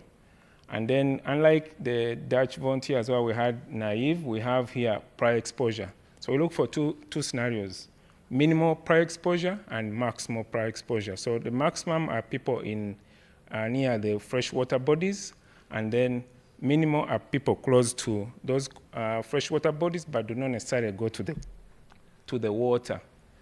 So this is an open label intervention study. If you look at the map here, so this is Lake Victoria, and this is Entebbe. So our institute is found close by there, and this is the fishing community. And then this is the other community, the university students that will be part of this study. So this is minimal, this is maximum. We have 33 people in both instances. So how would we do this? We start, so if you concentrate here, you start with 3 volunteers and give them 10 sacchari. If in those 3, you're able to detect infection, you increase the number of volunteers to 7 and keep the dose constant. So that's how the escalation is done. But should you have 1 or 2 having less of the CA where we're unable to detect, then you keep the number of volunteers constant, but then increase the dose to 20. The third scenario is where all the 3 don't show detectable antigens. Then what you do here, you keep the number of volunteers constant and escalate the dose to 30. And then you repeat that all over again. So all this escalation requires DSMB review before escalation. And then we want to do some exploratory immunology, and this will include looking at innate, cellular, as well as humoral transcriptomics, and then gut microbiome, as well as metabolomics. So using technologies that are within UVRI and that are collaborators. So within this, I also, as a fellow of EDCTP, I was awarded a fellowship. So for this, I want to look at protein and glycan epitopes recognized during the controlled human infection model. Because we know the parasite has proteins on the surface, so I'll be looking at specific proteins on the surface, as well as those within the gut, especially at the esophageal gland where the parasite digests the blood, as well as within the lining of the gut.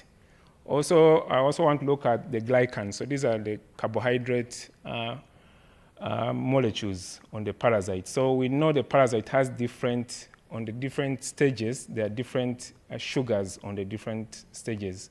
So there are some that are shared, others are not. So which of these is recognized after challenge model? So that's what I'll be looking at. So all this is dependent on getting the challenge model working. So now that was the basis. Now the experience so far.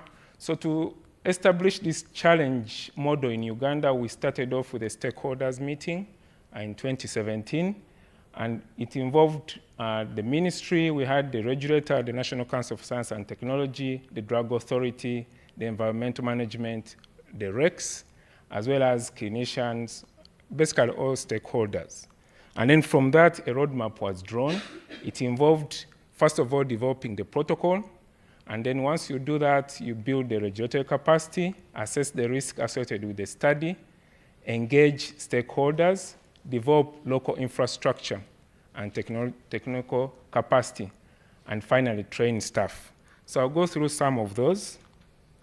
So for regulatory capacity, we started off with peer review. As part of our institute, you're required to do peer review within the institute. And then after that, to avoid a very long process with the ethical review, we went for what we call the joint scientific review. So for joint scientific review, you have the regulator, and all other regulators, for example, the NDA, the Ministry of Health, and the RECs come together to review the process. So it takes a very short time to get feedback. Once we had that, we went for ethical review, which didn't take so long. And then after getting an ethical review from the REC, the National Council gave us our first approval in 2020. And then we have kept on renewing that. But as part of the joint review, they recommended that the facilities we need to use need to be approved by that body. And indeed, to set up, remember I told you we need a snail to produce the challenge material. So we converted what we had as a Category 3 lab into a snail facility. But then to be able to do that, we had the Institutional Biosafety Committee of our institute inspect it twice. And then once that was done, the National Biosafety Committee under the National Council also reviewed. And then because we are working with animals, which are the snails, we also had the London School's Animal Welfare and Ethics Review Board review our protocol as well. In all these, we are getting approvals. And then another recommendation that was important to note to here today is the local insurance cover. So they required us to have insurance cover for all the volunteers. And we have since acquired that, and the London School is providing cover for all the participants that will be in the study. And then under risk assessment, we needed to look at risk associated with what would happen if we brought in a snail vector and the schistosome from the Netherlands to Uganda, because this is where we first had the model. So we had to look at the risk associated with that. But keep in mind, the vector snail in the Netherlands is similar to what we have here in Brazil. It's Biompharia glabrata, and that is not in Uganda. So that became a problem in itself, because it's actually one of the more efficient vectors compared to the ones we have in Uganda. So the current regulatory hurdle is on that specific item, as I will tell you. So we had to go through 2 steps. Do we bring in parasites and use local snails, or do we bring both parasites and snails from the Netherlands to Uganda? So we went for the first, went for this option up to now, and now we want to move to that. I'll tell you why. So to do that, to work with the parasites from the Netherlands and use local snails, we went to our 2 major lakes, Victoria and Albert, collected snails, and then set them up in our lab, acclimatized them to the lab. And then using human samples from volunteers, we're able to, you get a human sample, that means you're able to pick out eggs, so that would be the local strain. Or we get hamster livers from the Netherlands, which have been infected with Sakari. So that would be the Puerto Rican strain. So here you see the local strain and Puerto Rican strain infecting the snails. And then from that infection, what we observed is that the local snails were resisting infection with the larvae we infected them with. First of all, using local strain, we would be successful at one point. And then the problem is, once you have this shedding of the snails, they should do it for weeks. Although they have shed once, they stop there, and that's not good for the challenge model. So we have found that that's a problem. And then we are saying that the snails, which an example, Sudanica, Biompharia sudanica, is not adapting to the lab condition. So now we have decided to bring in the non-indigenous glabrata snail. So we had to go back to the regulator, and that led us to the second joint review, which we had last year in August. So this month, August makes it 1 year since we did this, and we are still at that same process. Because once we had the joint review, the first thing was we need to create a trilateral agreement. So remember I told you, so this is the organization handling the trial, and this is our collaborator. At the time, we had left out the government institution, so they said we should bring it back in.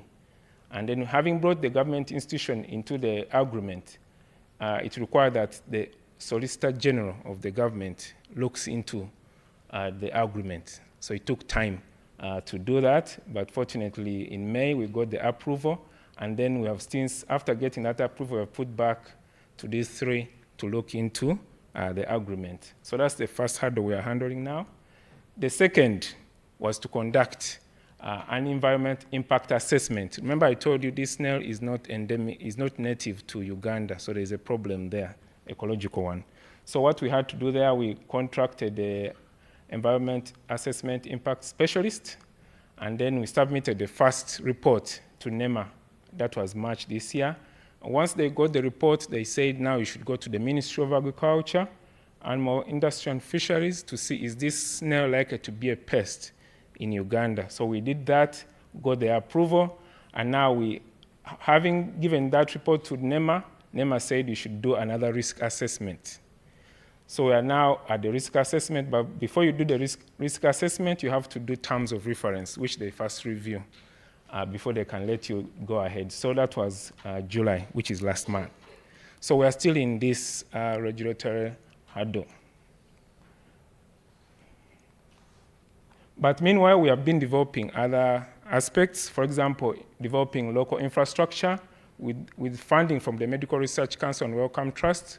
We have built a clinical research facility for clinical trials and controlled infection models. And then, we, as I told you earlier, we have a snail facility. And then we have had training of the staff. So here, myself and our PhD student looking at the actual procedure taking place in the Netherlands, where one of the participants is getting the challenge with the study doctor. And then how do we maintain snails? And then some trainings within the country. And our clinical team was able to get cardiovascular life support training required for these kind of studies. And then finally, our major goal with this challenge model is to make it sustainable and be able to do it without having to get strains or snails from the Netherlands. So we are planning to set up a complete life cycle. To do that, we need an animal facility. So we have been in discussion with Wellcome to set up that, but meanwhile we are working with the local veterinary school animal facility, which has the animal mice, and then for us we have the snails. And then with that we shall be able to set up the facility. Now this is the study team. So the PI is Professor Alison Elliott. We have the laboratory team, the clinic, social science, group in data, the field, statistics, and communications. And then the other co-PIs, Meta Rostenberg, Professor Kalebu, so this is the director of the Uganda Virus Research Institute, and then Afsal Siddiqui, who is developing the SMP80, one of the 3 vaccines I talked to you about earlier. And then we have a whole team at the Ministry of Health, this is the control division, as well as other collaborators from Leiden and the London School. The funding for these studies are from Wellcome Trust. So Wellcome Trust has been generous despite the delays, has been very generous with us, and is funding the main study. And then also for my EDCTP fellowship is from the EU.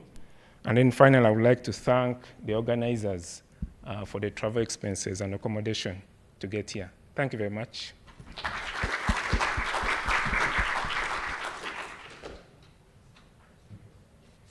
Moses, any questions?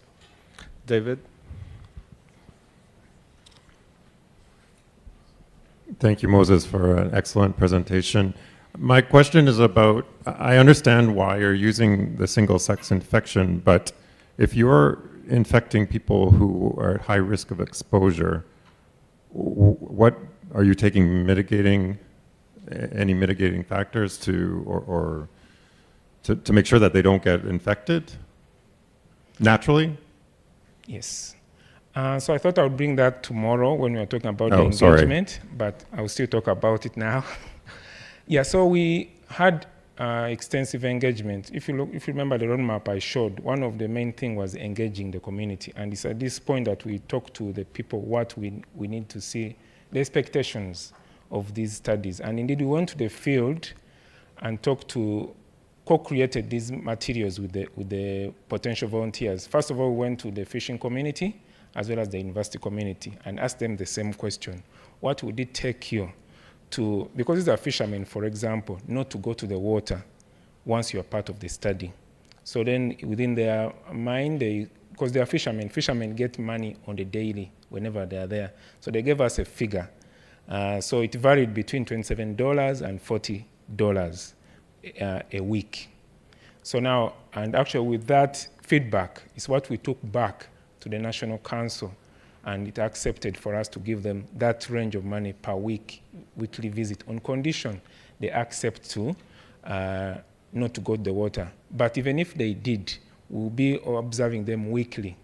So first of all, you look for stool, take out their stool sample. If they had mixed infection due to going back to water, we would see the eggs. And not only that, we also do the serology, looking at the circulating antigen, and that is most important. Thank you. Interesting. And how is the adherence? How is? The adherence to this proposal? Like, do they adhere? Interesting. We haven't infected any single individual, so it's hard to say whether they are adhering. Oh, or okay. anything. Yeah, but, sure. But generally, for the clinical, the studies we do have, for example, which are not necessarily challenge studies, because in these same communities we have other studies on helminth infections. For example, one of our studies was looking at intensive treatment, where we give treatment 3 times a year compared to a single treatment, which is the national program method. The people, once we explain very well to them, we have follow-up, good follow-up for these people. As a matter of fact, one of our other studies has been on for 20 years. With mothers and their offspring. So it's always nice from that perspective, but we are yet to see how it will be like for this study until we do it. Yeah. Any other question?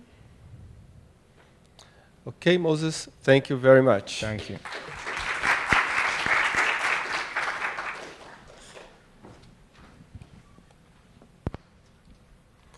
Now, yes, Ben Morton. Ben is a MD with specialization in critical care medicine and anesthesia and infectious diseases. And he's affiliated to the London School of Tropical Medicine, where he's a senior clinical lecturer in critical care medicine, expert in design and delivery of controlled human infection models.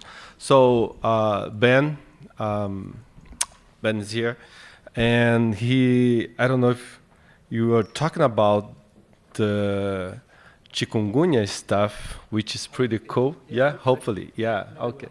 Looking forward. Okay, thank you so much.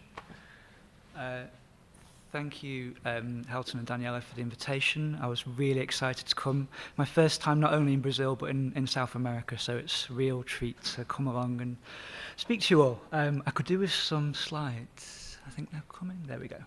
Okay. And make sure I know what I'm doing with this. Yeah, okay. So yeah, first thing to say is I work as part of a very, very big group. And you can see Daniela's there very prominently. This is a group at Liverpool School of Tropical Medicine where we've been doing CHIM for more than 12 years. And we do a variety of CHIMs. More recently, we've partnered extensively with Oxford.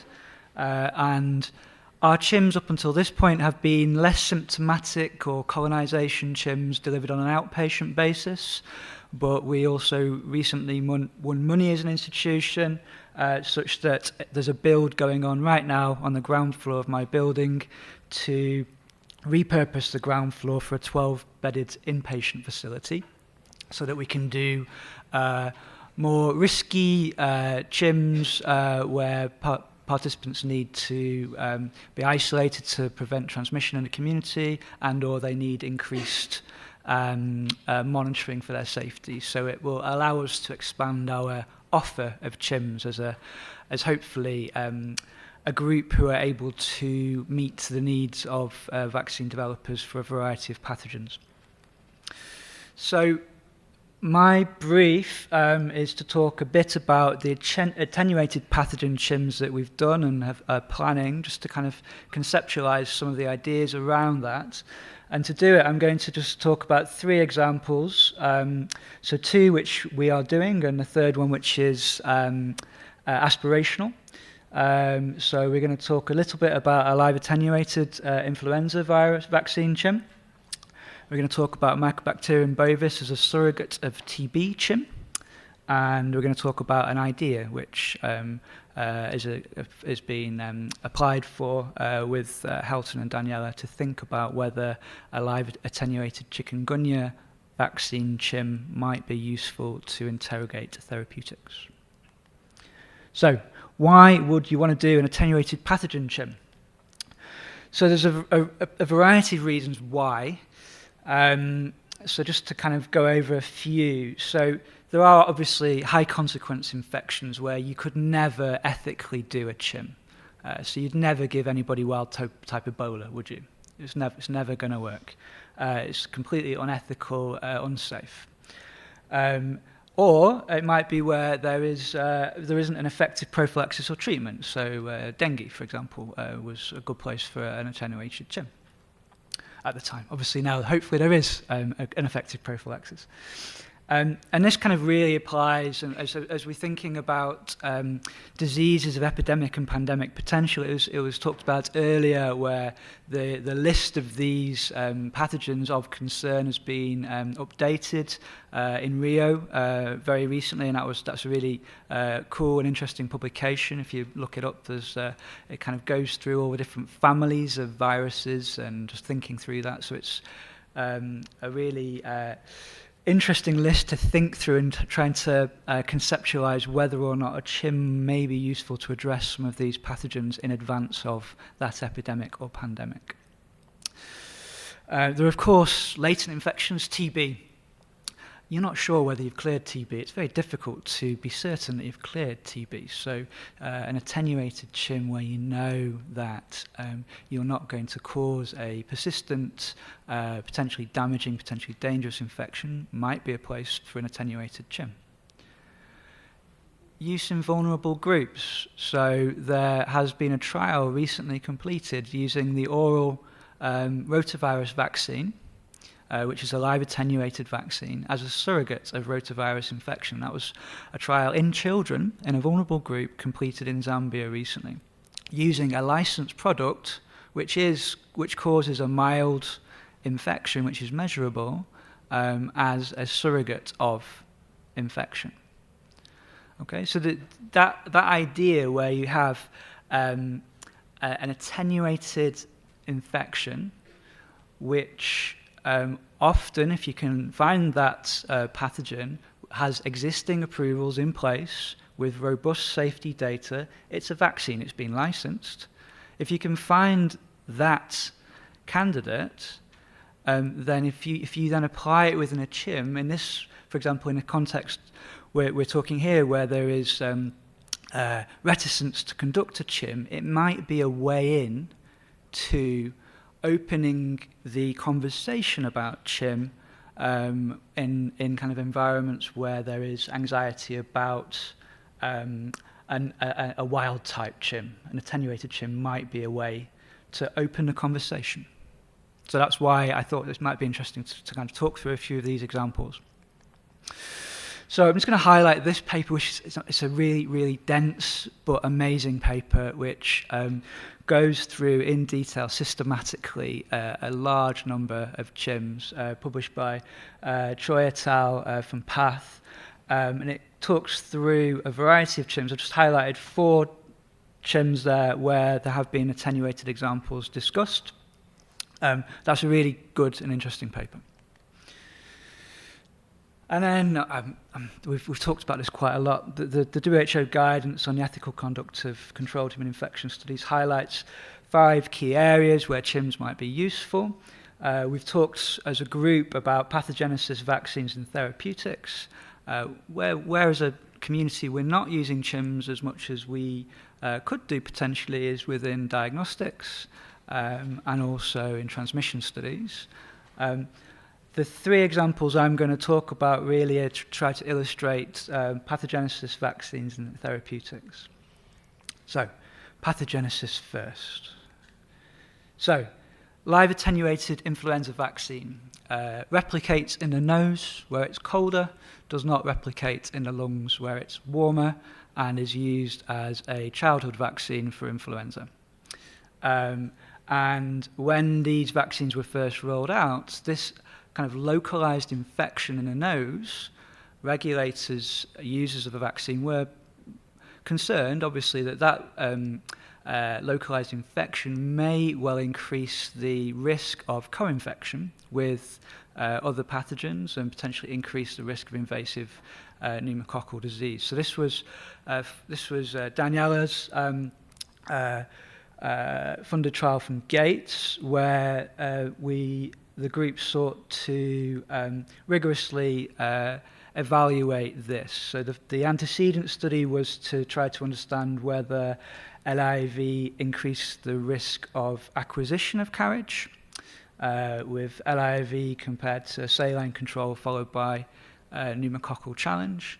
And then the second study was to try to understand whether, for participants with established challenge, whether the use of LIV might increase the density of that challenge as a potential surrogate of future invasive potential of disease. So this was a really interesting study. It's reported in the Blue Journal. The reference is down there. From a disease pathogenesis perspective, though, this was really, really interesting, and a lot of the speakers have talked about the kind of really rigorous longitudinal sampling that can be done to try to unpick the immunological response. And this interrelationship in respiratory infection between viral and bacterial pathogens is really key. And obviously, each winter we see, for example, RSV and pneumococcus, they go up together. And there's a relationship there. And trying to understand that relationship from a disease pathogenesis perspective is really, really important to unpick. So, oops, that's not the right button. That's not the right button either, sorry. Which is the pointer? On the left, you can see the nasal cytokine responses.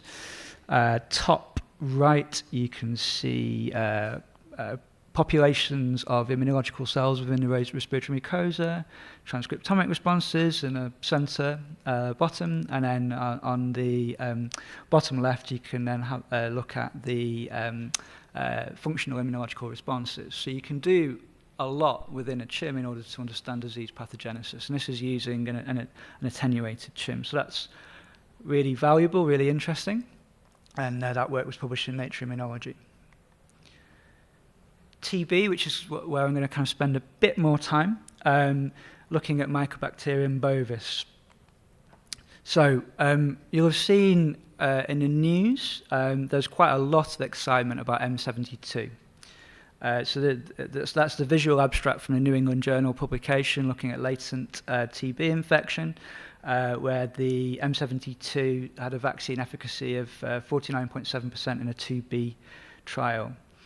And so this has led to Gates and to Wellcome funding a $500 million trial conducted in endemic settings where latent TB is a problem to evaluate the efficacy of M72.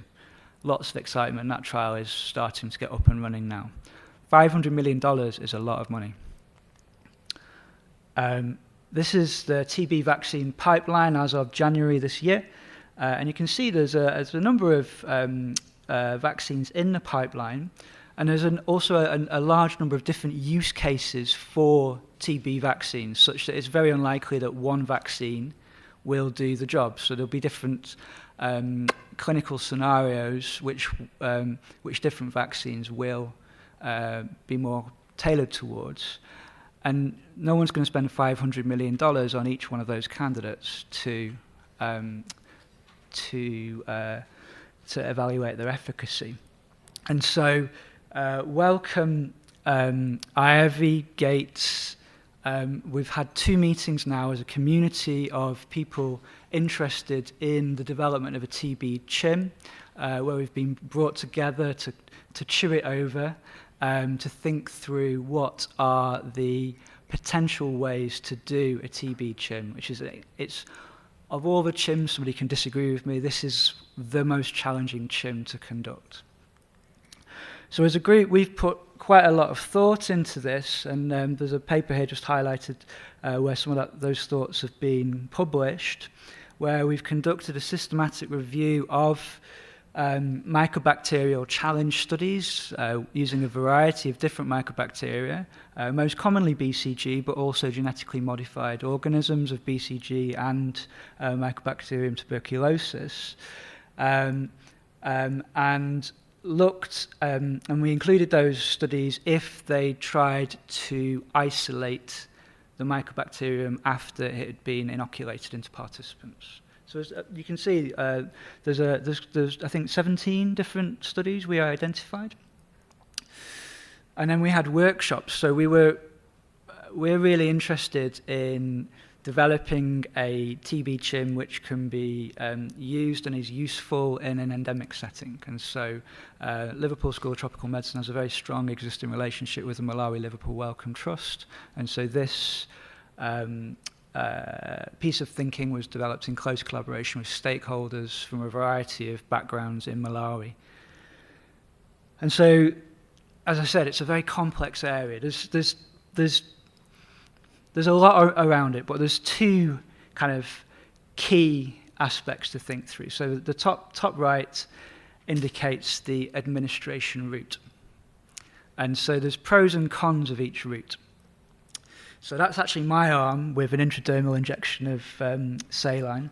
It's using a funky intradermal needle for reliable intradermal injection, which is quite difficult to achieve. The advantage of an intradermal infection is it's a localized infection, and you, based on the literature, you can get a very reliable readout from a microbiological perspective. You can do a biopsy, your attack rate is going to be 100%, and you're going to be able to get a reliable, quantifiable measure of mycobacterium, which is, from a kind of an efficacy perspective, really valuable. There is a very strong argument from others who say that that is not the route of infection for TB. You need to be doing a more realistic challenge, which involves inhalation of mycobacterium into the lung.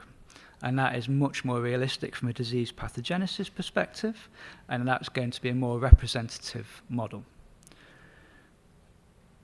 The problem with that model is that it's much more invasive. It's going to require bronchoscopy. Bronchoscopy's been used for the installation, but also you're going to need bronchoscopy to recover the mycobacterium. And for the published studies, the recovery of mycobacteria is possible, but it's much less reliable, and the confidence intervals around the quantification of that recovery are very wide. And so whilst you might have disease pathogenesis, for an output, as an outcome for a vaccine evaluation study, my view is that that is probably not a realistic model, given the invasiveness, the expense, and the recruit participants who will consent to a bronchoscopy. It's possible we do it, but it's challenging. So that's one debate. The next debate is obviously really important, and that is the pathogen itself. So we've got vials of BCG. It's been given to over 1 billion people. It's a safe vaccine, and it's produced to GMP standards. You can lift it off the shelf, you can give it to somebody, and that's what happens routinely in practice throughout the world. So it's an easy win, but it's Mycobacterium bovis, it's not Mycobacterium tuberculosis. And regulators within these meetings with IRV and funded by IRV and, supported by IRV, Gates and Wellcome, rightly argue that as a surrogate for TB efficacy studies, there are reasonable concerns that you wouldn't want to use a BCG outcome as a surrogate. So, so that's of concern. There are two other options that are currently out there. There's a GMO BCG, which is quite an interesting approach, where the insertion is for fluorescence. And so in mice, it's not been used in humans yet, you get quite an interesting readout of the kinetics of growth based on the light signal in those mice, which is a nice concept, but doesn't address the fundamental issue of Mycobacterium bovis is not Mycobacterium tuberculosis. The major hope is a strain which has been funded by Gates. So this is Mycobacterium tuberculosis, which is genetically modified again, and it has 2 kill switches inserted into it. So this Mycobacterium tuberculosis only grows in the presence of antimicrobials. So it'll grow with the antimicrobial, you remove the antimicrobial, and it dies. And so this is Sarah Fortune, Harvard, and it's Gates funded, and there is a commitment from Sarah, from Gates, that once this has been through the FDA process, that this strain will be made available to the community to conduct TB CHIM. Well, that process is going to take time. And so, after quite a lot of thought, to get going with our TB CHIM, we wanted to build the chassis of the car. And what we've elected to do is to go for the lowest hanging fruit with an intradermal inoculation using BCG because it's there off the shelf, with the idea that we can now build our SOPs, our experience, our skills and our capacity to conduct the TB CHIM, with the idea that the engine, the BCG, will be substituted for the GMO Mycobacterium tuberculosis once it's ready. So that's our approach that we've adopted. Other groups have adopted different approaches. So we have a funded study where it's a pilot study, which is a phase A study to begin with, which is where we have sought to replicate, in collaboration with Helen McShane at Oxford, her SOPs and protocols in order to conduct BCG CHIM. This is not a new thing, it's been done before. So Prof McShane has been really constructive and helpful and supportive of that process by providing the SOPs and advice. And so that was within 10 participants.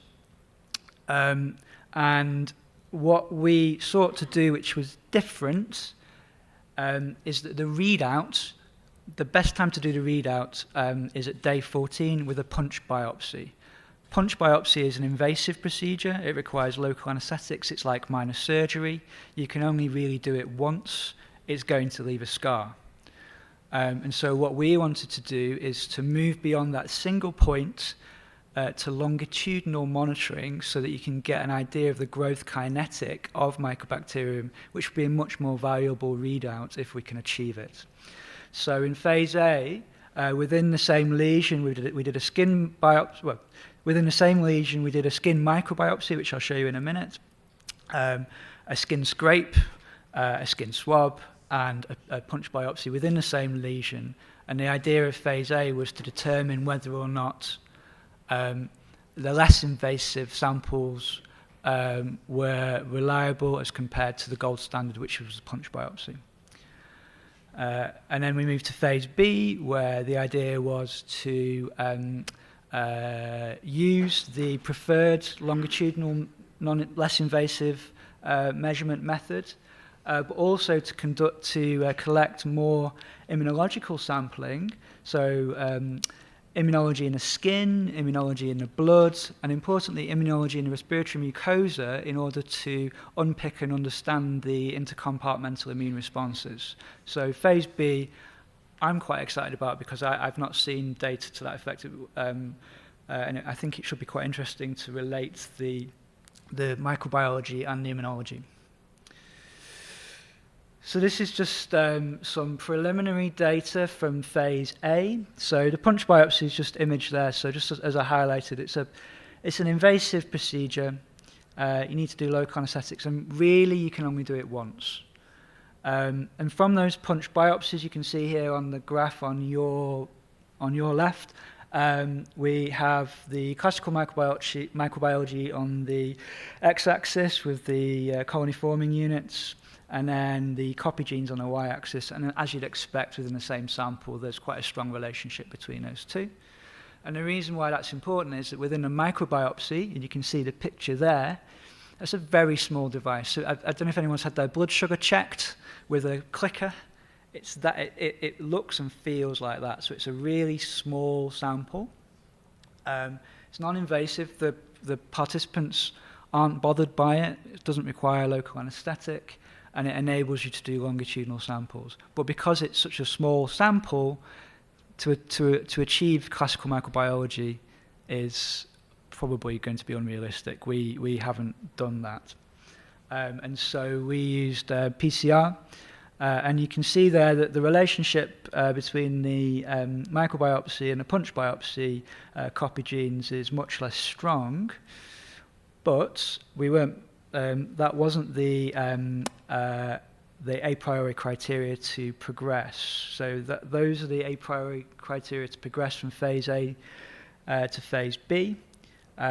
So we've achieved those. So that was that we obviously needed safety, that we could replicate what was done in Oxford for point number 3. Point number 4, that we should be able to detect the mycobacterium from the chosen less invasive technique, which we were able to do. So with our DSMB, it was agreed that we had met those a priori criteria, and so we've moved into phase B, which is almost finished. We've inoculated 21 participants, and we're just finishing up day 28 visits now, and the culture work's underway. So unfortunately, I don't have any data to share with you from phase B at the moment. What do we want to do with this? So as I described, TB, we're in a non-endemic setting in the UK. And so really, if you're going to have a vaccine, it's got to work in an endemic setting. So what we wanted to do was to develop the model, de-risk the model, get all the SOPs in a kind of an environment where we can have increased control. And the UK is quite a permissive environment for controlled human infection models, to have the robust procedures in place before doing that knowledge transfer and capacity building to Malawi. And so this is a process which we've very successfully already done with the pneumococcal controlled human infection work. And so that, Tarzizio alluded to it earlier on, this is a vaccine efficacy trial we conducted with serotype 6B in Malawi. And so we have form of transfer of procedures from UK, de-risked in the UK, moving to Malawi into an endemic setting. So that's where we want to go.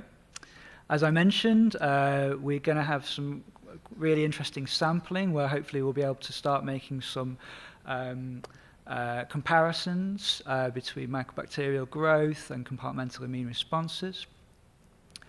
And as I alluded to as well, what we want to do is we've got the car with the kind of 1.1 litre engine of Mycobacterium bovis. Now we want to put in the V8 engine when it's ready of the GMO Mycobacterium tuberculosis. So our approach is by having those procedures in place with a live attenuated chim, that we are well prepared for when the pathogen that we want is ready. And so that might be something to think about in this type of context as well.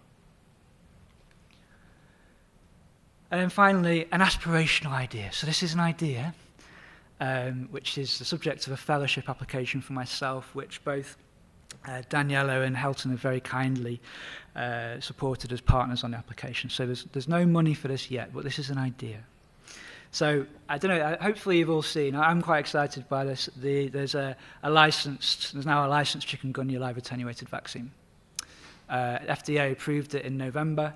It was approved in November last year. It was approved in Europe.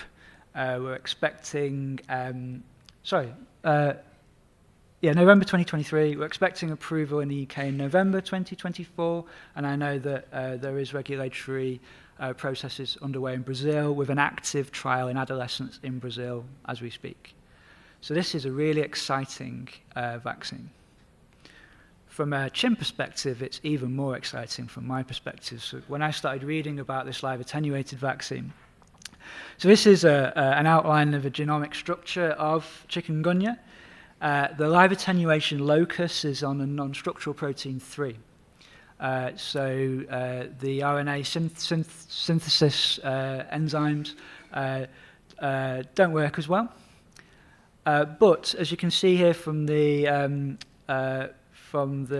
figure, this is their phase 1 study where they could measure viremia, a self-limiting viremia of chikungunya of the VLA1553 strain, can be measured, as was alluded to earlier on. For a live attenuated vaccine, immune responses require that there is replication in the host. And so there is a measurable replication of VLA1553. If there's some reviews out there, there's no current licensed therapeutic or prophylactic drug for chikungunya. There are a couple of candidates which have quite strong in vitro data. The reading around it, my interpretation of the data was that favipiravir was the strongest candidate. So this is an antiviral drug which is licensed in the Japanese territory as a treatment for influenza. It was tested extensively during COVID. Unfortunately, it didn't work very well against COVID, but in those extensive testings, it was very safe. And from a mechanistic point of view, it doesn't target NSP3, it targets the enzymes coded for by NSP4. So the idea is that favipiravir, if it reduces viremia within a CHIM, might potentially be useful as a prophylactic drug, which you can imagine if there's an outbreak of chikungunya, hopefully the government would respond and vaccinate the population, but whilst you're waiting for those vaccine responses, you need to prevent infection such that use of a prophylactic together with a vaccine might be a really useful thing to have. So this is the idea. So this is, I said, it's a fellowship application under review. So I just wanted to share with you as a kind of conceptually how this kind of approach could be applied to other pathogens in order to kind of evaluate from a therapeutic perspective other kind of other pathogens. So this is kind of proposed schedule of events. So the idea would be that participants would be randomized to favipiravir or a placebo-matched randomized controlled placebo, and then a day later challenged, and then serial blood samples to measure viremia. Obviously, again, because you're in a CHIM, you can start thinking about whether or not the virus is present in other compartments from saliva and urine. Obviously, you'll know chikungunya, it's a Tanzanian word, it means to become contorted, and so trying to understand the arthralgia, so looking at synovial fluid samples from a knee. It's very commonly done to aspirate from a knee, and I've done some work with PPIE groups to understand whether that would be acceptable or not from relevant musculoskeletal patients from an established PPIE group. So that's the idea. The other thing you can do, and this has been alluded to before, is to try to understand transmission. So if this vaccine is rolled out in Brazil, could it be transmitted by the vector that's here? Would that be a good or a bad thing? Potentially in an immunocompromised group, it could be a very bad thing. we don't know, but it's important to know whether or not there is potential for transmission of the vaccine or not. And so where I work at LSTM, we've got a very vibrant vector department, and so we'd also plan to do ex vivo take samples and then ex vivo attempt to infect mosquitoes. And as been alluded to, you need to know whether the mosquitoes have been infected, so that's with dissection and looking at the midgut, but also then to understand whether or not they would transmit. And there's some really interesting approaches where you can induce mosquitoes to hypersalivate into sugary liquid and try to detect the virus from there. So that's the idea. That's my talk all finished. Thank you very much.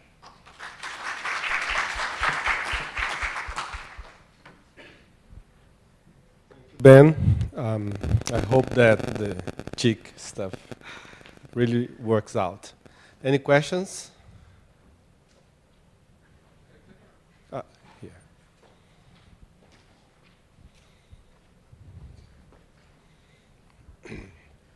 Yeah, Ben, thank you for your presentation. I am more interested in learning a bit more on the experiences that you and the team have had with respect to the ethics committees and the regulators.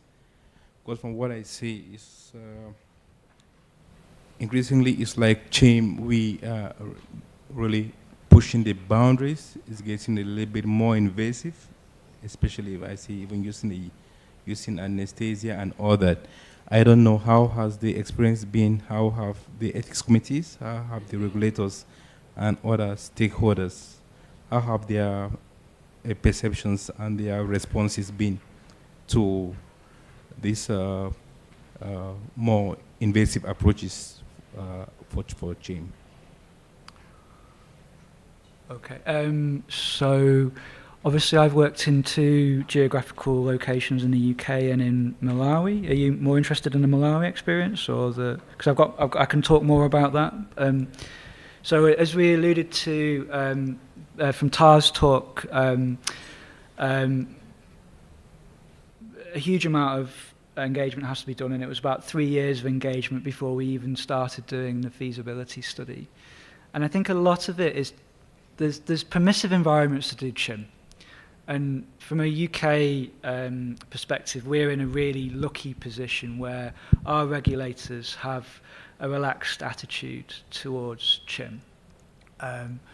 And so when we sought to extend the pneumococcal work, I think Malawi was a good option for a number of reasons. One, because of our established expertise there, our huge capacity there. It's a really well-established, they had their 25-year anniversary recently with really strong immunological and microbiological expertise in Malawi. But Malawi, different jurisdictions follow different regulatory pathways. So in Kenya, my understanding is that the kind of more follow the FDA approach for CHIM, whereas in Malawi, they tend to follow the more MHRA UK regulatory approach.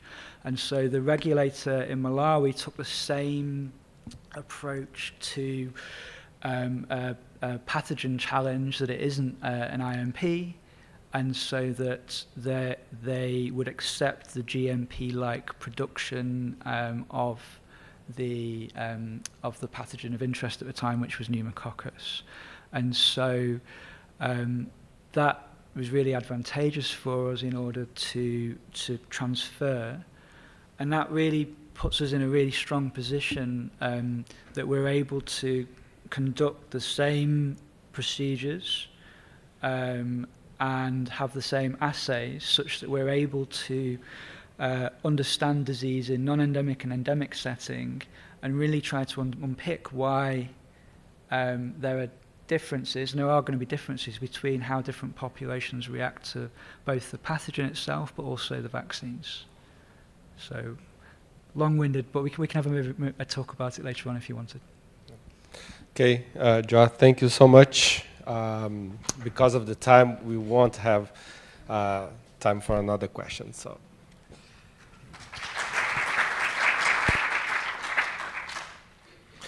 So the next speaker is also the hostess of the meeting, is Daniela Ferreira.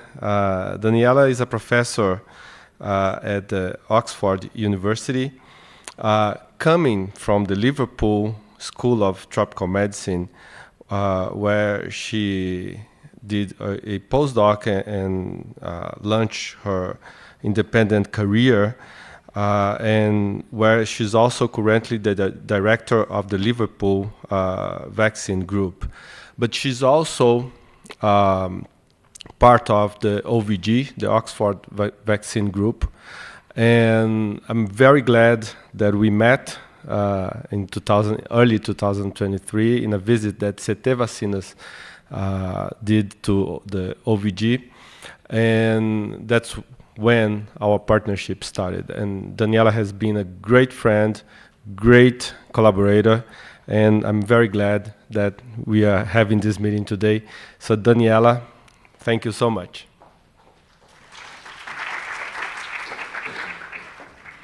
I have the impossible task to keep everybody awake and try to get everybody out of here by 6 p.m. So I'm going to try to cut some slides and try to make it a little bit lighter and show some shocking images of nasal punch biopsies. That's going to keep everybody very on their edge. So the title of my talk is very broad. It's about respiratory challenge models, but I've been mainly going to focus on pneumococcal bacteria and the co-infection studies we have been doing with respiratory viruses, which has been a really focus of my research in the past few years. So just to explain why we have been looking at pneumococcal so closely, and particularly why a pneumococcal nasal colonization model is even relevant, right? So we have heard all these very great models where people get sick. And in our model, we actually don't get people sick. And because of that, that has allowed us to really expound the boundaries and really vary the number of strains we have tested, the number of participants we're able to challenge over the years. And the point is, the pneumococcal bacteria is really a major problem, and it causes a lot of disease, not only in terms of pneumonia, but also otitis media, bacteremia, meningitis. But all of that starts with the bacteria being carried in the nose. And vaccine immunity and vaccine protection, one of the very important components we have is exactly that protection that occurs right at the port of entry of the bacteria, which is the ability of not only reducing disease, but also stopping nasal colonization. And if you look at these graphs very quickly, and this is data from the UK, invasive pneumococcal disease, I want you to just focus on these very sharp decline lines of the burden of disease in the children 0 to 4 years of age that were vaccinated at the time. So you can see right here when they got their vaccine implemented in the UK, all the disease by, the included serotypes, which is the purple line, have declined really sharp. But also, we also observed a major decrease in the disease in older adults who were unvaccinated. And that's the kind of the herd protection that you really drive a lot of the cost benefit of this vaccine in the vaccination programs. Right, but what we cannot forget is that this bacteria does not sit in the human nose alone. There's a lot of pathogens coming and going. And some of the villains that are there are respiratory viruses. So influenza, RSV, respiratory syncytial virus are really important components of how much that can modulate the susceptibility of someone to acquire the bacteria, if the bacteria is already there, to transmit the bacteria to others, but also the density of the bacteria, so the amount in which one will have in the nose is a really important aspect. And we have several products to try to control these pathogens. So in Brazil, we are in a unique position where we still use PCV10 for children in our national immunization program. Probably we are one of 2 countries in the world that's still doing that, despite the availability of expanded valent vaccines, PCV15 and 20, which cover 20 types of the pneumococcal bacteria.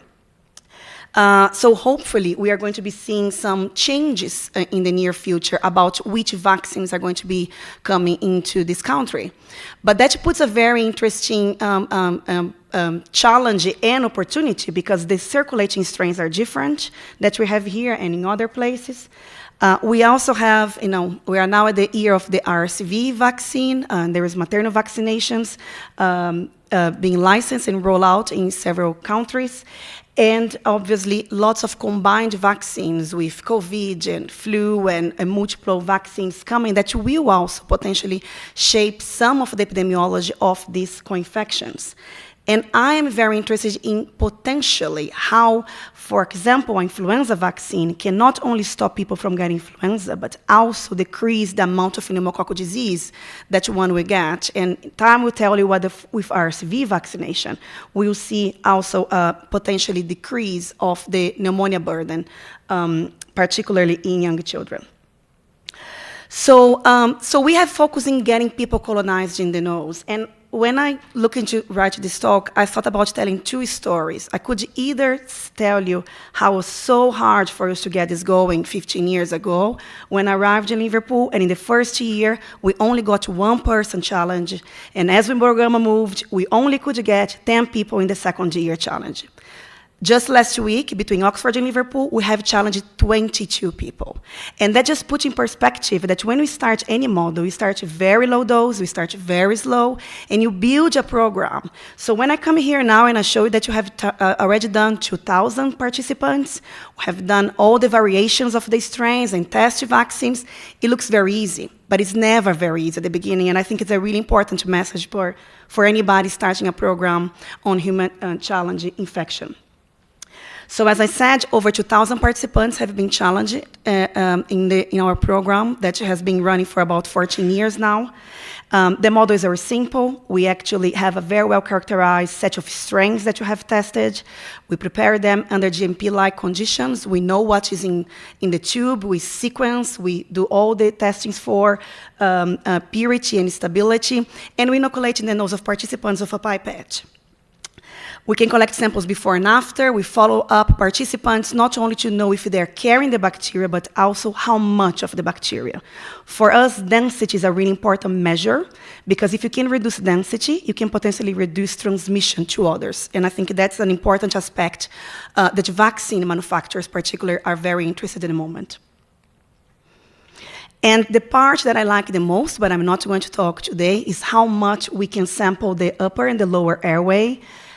We have been developing methods that allow us to do multiple sampling, to track the immune cell populations in the nose, methods that allow us to look for antigen-specific T cells in the nose now, lung sampling that allow us to look for local resident memory B and T cells, and so on. There is a variety of things that we have done and continue to do to try to understand the mucosal upper and lower airway immunity and how that correlates with protection in relation to vaccination or natural immunity. So this slide, I think, is an important one because it just summarizes what we're able to do to date. And we have tested 12 different strains of different serotypes. I'm going to show a graph in a minute that highlights some of that data.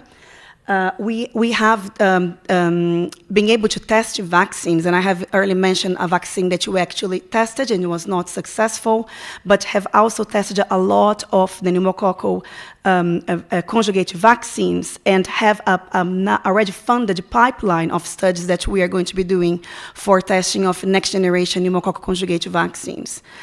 I think that's similar to how it has been for malaria. For the pneumococcal field, vaccine manufacturers are very interested in using the model, particularly to understand the lack of protection against serotype 3. And it's a very much quicker and simple way for them to try to address whether their next formulation will do better at preventing this vaccine included serotype in the formulation. We have expanded the boundaries, as I said, and we have heard today talks from the group in Malawi about HIV-infected participants. In Liverpool, we have done older adults as well as people with asthma. And as I said, I'm going to mention briefly later about the studies on virus co-infection. So what we did very at the beginning of the program, luckily, is that because we had a vaccine that was licensed, we actually could prove that the model had enough sensitivity to determine the reduction in density and protection in vaccinated individuals. And that's what we did. This was a small study with 90 participants where we could test PCV13 and were able to observe 78% protection at a month following vaccination using a 6B serotype, and also a reduction, even in those that actually were vaccinated and went on carrying the bacteria, they had a very substantial reduction in the bacterial density in their nasopharynx. That was very exciting because at the time, I remember that I got a mail from Keith Klugman, who leads the pneumonia program at Gates Foundation, highlighting that field data had shown about 60 to 70% protection of the vaccine in children against the serotype. So actually, it was a really good benchmark for us to know we were having a model that could look whether vaccine works or not. We also did a lot of work showing that antibodies at the nasal mucosa is really important to protect by the vaccine. It's not all about having antibodies in the blood. And have shown also by molecular methods that if we then go back into the same participants but with very high sensitive PCRs, a lot of the vaccinated individuals actually were carrying the bacteria. But they were carrying at such a low dose that actually we could not detect by classical microbiology by trying to grow the bacteria. We could only detect by PCR. That obviously reduced vaccine efficacy, but it highlights that maybe we were right to think that a major impact is really about reduced density rather than sterile protection. And as I said, one of the major problems has been the serotype 3 globally, because despite being included in the vaccine, continues to cause disease, particularly in older adults, and this is a global problem. And all the vaccine manufacturers are really concerned whether next generation vaccines will be able to tackle this problem or not. So here's just showing a dose ranging study with 3 different serotype 3 strains.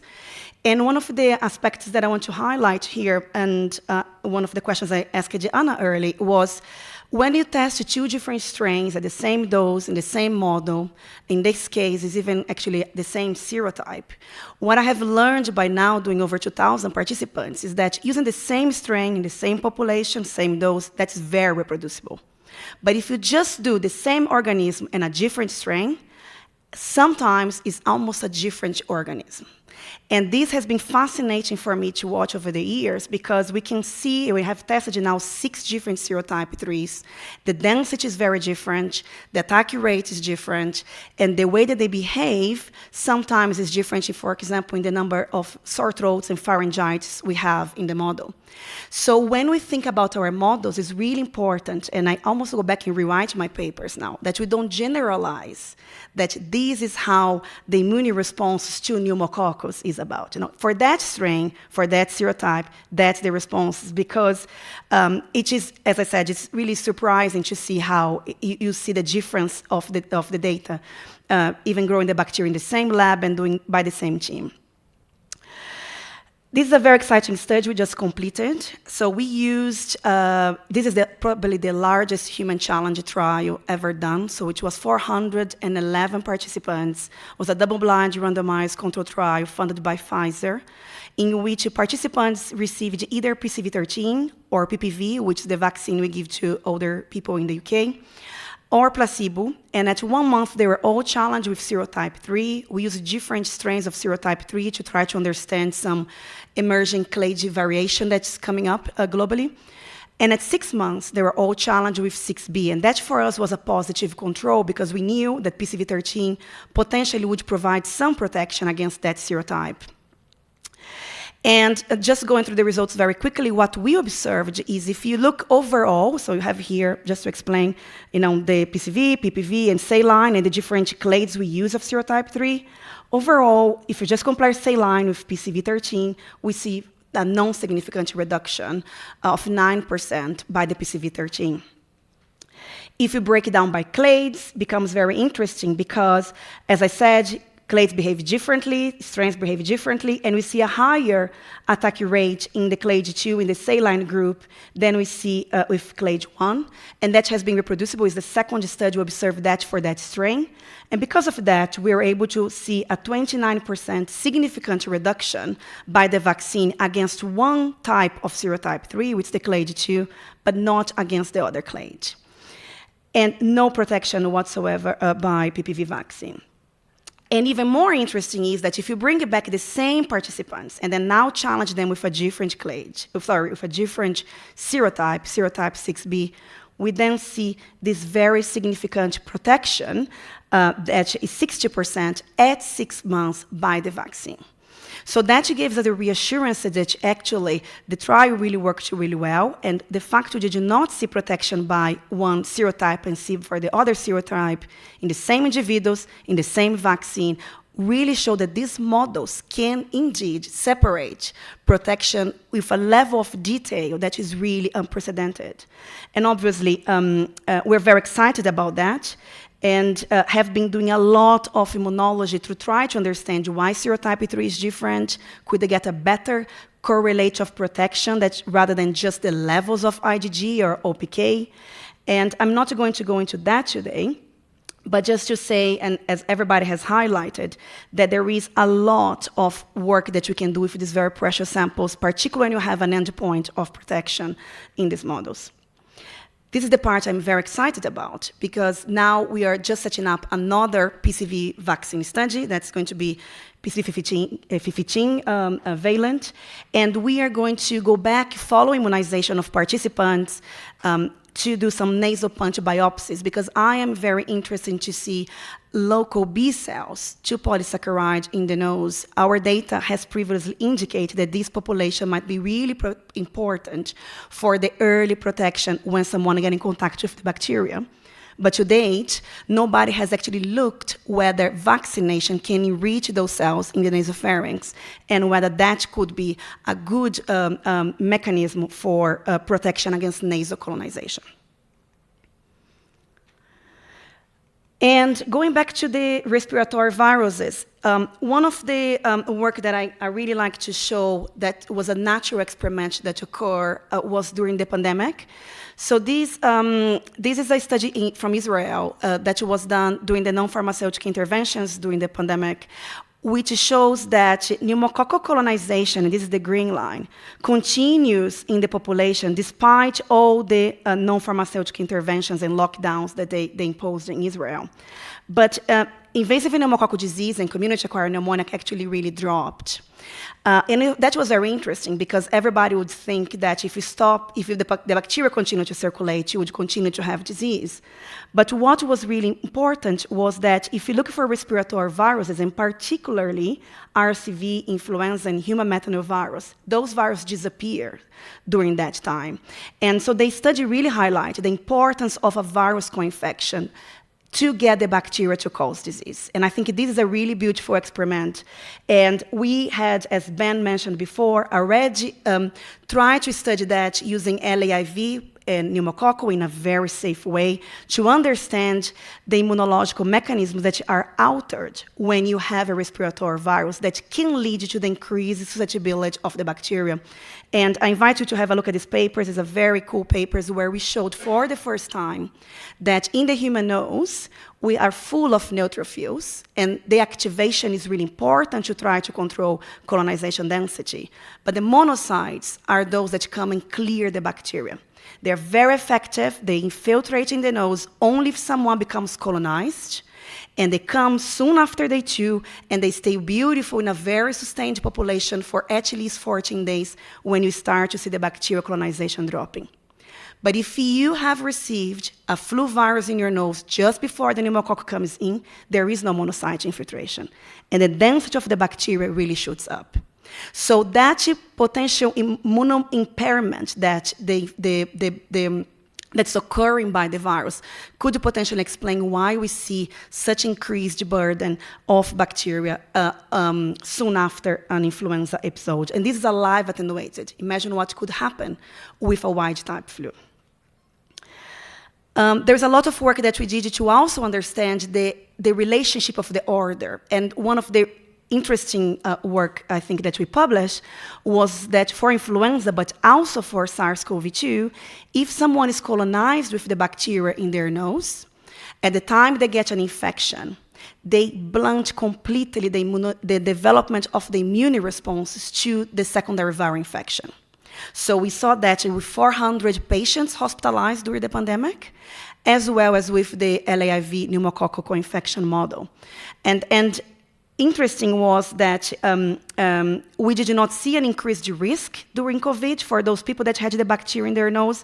We know now that pneumococcal pneumonia is not a problem during SARS-CoV-2 infection, and these were all in people that were prior to vaccination in the first and second wave.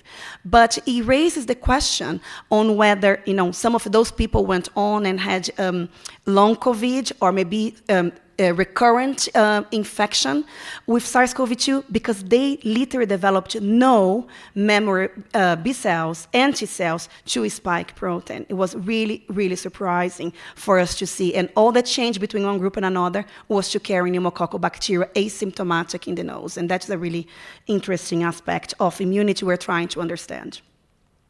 I have some hypotheses. And then our last piece of work that I want to mention is when you challenge so many people, when you collect so many samples, there are always new questions that comes up. And one of the things we have done was, as we bring participants for our studies, if they have any upper respiratory tract symptoms, they cannot go on and go to a challenge. But we always collect a swab, and we bank the swab, and then we decide to go back and look retrospectively whether they had a asymptomatic upper respiratory tract infection. And this is data from almost 600 participants. There's all adults, very healthy, no symptoms. And you can see that a number of them will carry a virus.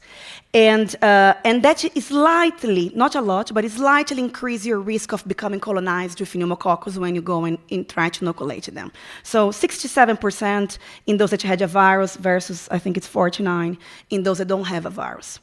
But if you break it down by the virus type that they were carrying, that becomes really interesting because viruses such as human parainfluenza and RSV really increase the risk of you acquiring pneumococcus if you had that upper respiratory asymptomatic infection. For RSV, for example, almost 100% of people, if they have the virus asymptomatic in their nose, they will go on and acquire pneumococcus if they get exposed to the bacteria. It also alters the density of the bacteria that they carry. And particularly for rhinovirus and RSV, you can almost have 2 logs increased of the bacterial density if you had this asymptomatic infection. We were very interested in this study to understand whether that increased density would lead to increased transmission. And we indirectly sampled that by asking people to rub their noses, and we sampled their hands, asking them to cough in a plate to try to understand the expiration of pneumococcus. And what we observed was that at least 40% of participants that carry bacteria, and these are adults, not kids, will expire the bacteria in one way or another. And they primarily expire the bacteria via a nose shedding, so via rubbing the hands or touching your face, rather than coughing. We now have data that I'm not going to present today that this varies by strains. In serotype 3, which is the different type that I just mentioned, people will primarily, almost 100%, expire the bacteria via coughing. And that's a very different biological difference between the 2 strains that we are trying to understand a bit better now. The density that someone carries in the nose really correlates to the amount of bacteria they expire out of the nose. And I know that seems very simple, and everybody would say, of course, but nobody had shown that, because it's a very hard way to demonstrate that unless you have this kind of longitudinal sampling and you know when someone got infected and did not get infected. And as you increase the density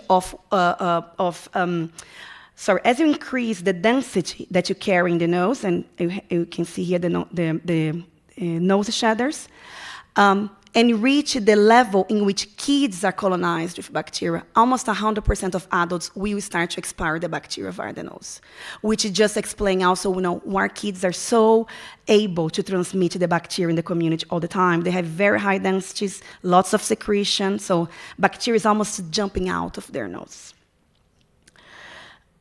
We have done a lot of work trying to understand the cellular response of the nose. I'm not going to go into that for the sake of time. I just want to finish now, very briefly, with an exciting study we're conducting right now in Oxford and in Liverpool, which is an RSV pneumococcal co-infection challenge. And that was on the basis of that data that I just showed of the increased risk we have if someone has an asymptomatic RSV infection.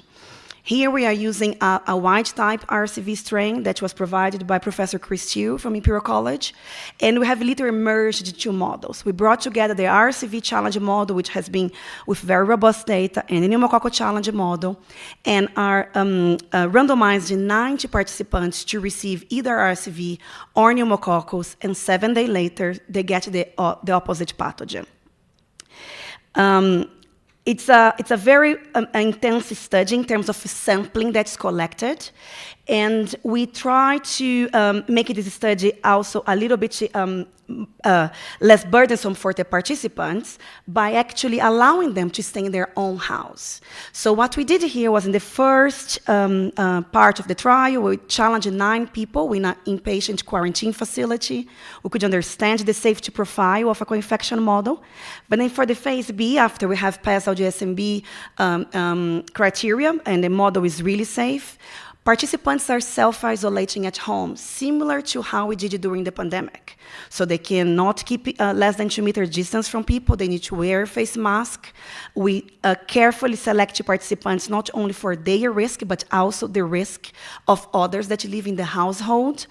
And we have up to now challenged, I think, 37 people that have self-isolated at home. I'm not going to talk a lot about the results, but I can tell you that we have observed a lot of co-infection, very mild to moderate symptoms, no severe symptoms, and beautiful kinetics of samples that have been self-collected at home. We give participants a kit so they can collect swabs, they can collect saliva, they can spit in a tube. They keep that in their freezer with a temperature monitor way that we can see the integrity of the sample. That is transferred to the lab, and what we have is these beautiful curves that at the 2 hours, 6, 12, 24, day 3, 4, and 5, those that do not become infected with RSV clear the inoculum we put in their nose. Those that become infected start to increase the viral density. And that's a really, I think, nice kinetics that demonstrates that the model is working and that we can involve participants to collect self-sampling at home in a very reliable and safe way. Just to finish, we are now doing an age study, so these are older adults, and we are co-infecting them with LAIV and pneumococcus to try to understand a bit more in this group that are at risk of pneumonia, what is the mucosal immunity that is different and why they potentially are much more at risk of secondary pneumococcal pneumonia than our healthy young adults that we have studied previously in this safe co-infection challenge study. This is going to start in Oxford from September when LAIV vaccines are released in the UK, and hopefully we can have the meeting number 2, 3, and 4 in Brazil, and I can come back and talk more about these results. I want to finish, Ben has mentioned, we have this beautiful facility we're building up in this partnership now between Oxford and Liverpool, and we're really looking forward to work in the field in a way that we can maximize the use of the expertise, facility that we have, and move the field forward with you all. Thank you so much. I would like to acknowledge the group at Oxford and Liverpool, Ben, who works here with me, and all the funders. Thank you.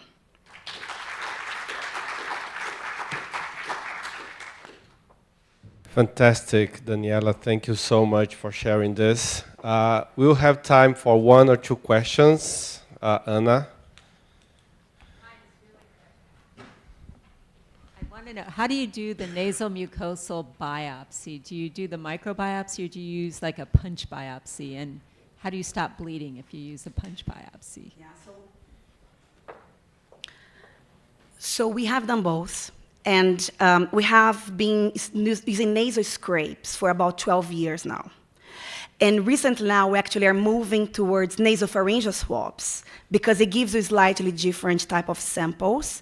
And particularly if you try to look at a nasopharyngeal swab, which is what we use for pneumococcal surveillance, for example, the type of cells we get are much more enriched for T and B cells than if you just scrape the midi-turbinates, where we can get with the curettes.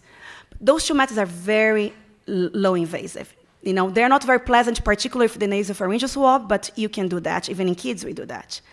Now, we have done nasal punch biopsies under local anesthesia in 40 people. That bleeds. It needs to be done by an ENT surgeon. But obviously, the level of cellular immunology we could do, we did cite off with that, really reveal findings we could never have done with that kind of scraping. Obviously, we cannot do everywhere. We cannot do in every single study, but as a way of you then drilling down what's the hypothesis you're going to test next, or focusing that cellular component for the less invasive samples, it's a very useful tool. Okay. Josh? Danielle, I just wanted to highlight, so there's a paper that's been published in the last couple of weeks by Shane Crotty's group, where they did so nasopharyngeal swabs and all the way back, so that they were actually tickling adenoids. Correct. And have beautifully picked up germinal center and T follicular helper cell and other responses from an adenoid swab. And I can confirm that it's doable because I did it to myself after reading the paper, and we saw strep A antigen-specific responses in my adenoids. That's true, yeah. And so that is what we're going to do for the older, and there is a kids study that we're going to be doing with LAIV as well. There is a ENT surgeon from Cambridge. He actually can do punch biopsies, pulse, nose space, on that adenoid tissue. And the kind of BCR sequences that they obtain is really beautiful. The data is really great. Yeah, I've seen that paper. It's beautiful. Okay, thank you, Daniela. Thank you, Gina, everybody. Thank you. Yeah. Thank you, everybody that has been here and watching us online. I think the first day was a success. The talks were great, and we could learn a lot, and thank you, everybody that is sharing your experience with us. So tomorrow is 8:45 sharp, right? English time, because Andy and George will have to leave early. So please don't be late, or you will miss a very nice and relevant discussion on the use of CHIM for licensing a Zika vaccine. So thank you so much, and see you tomorrow.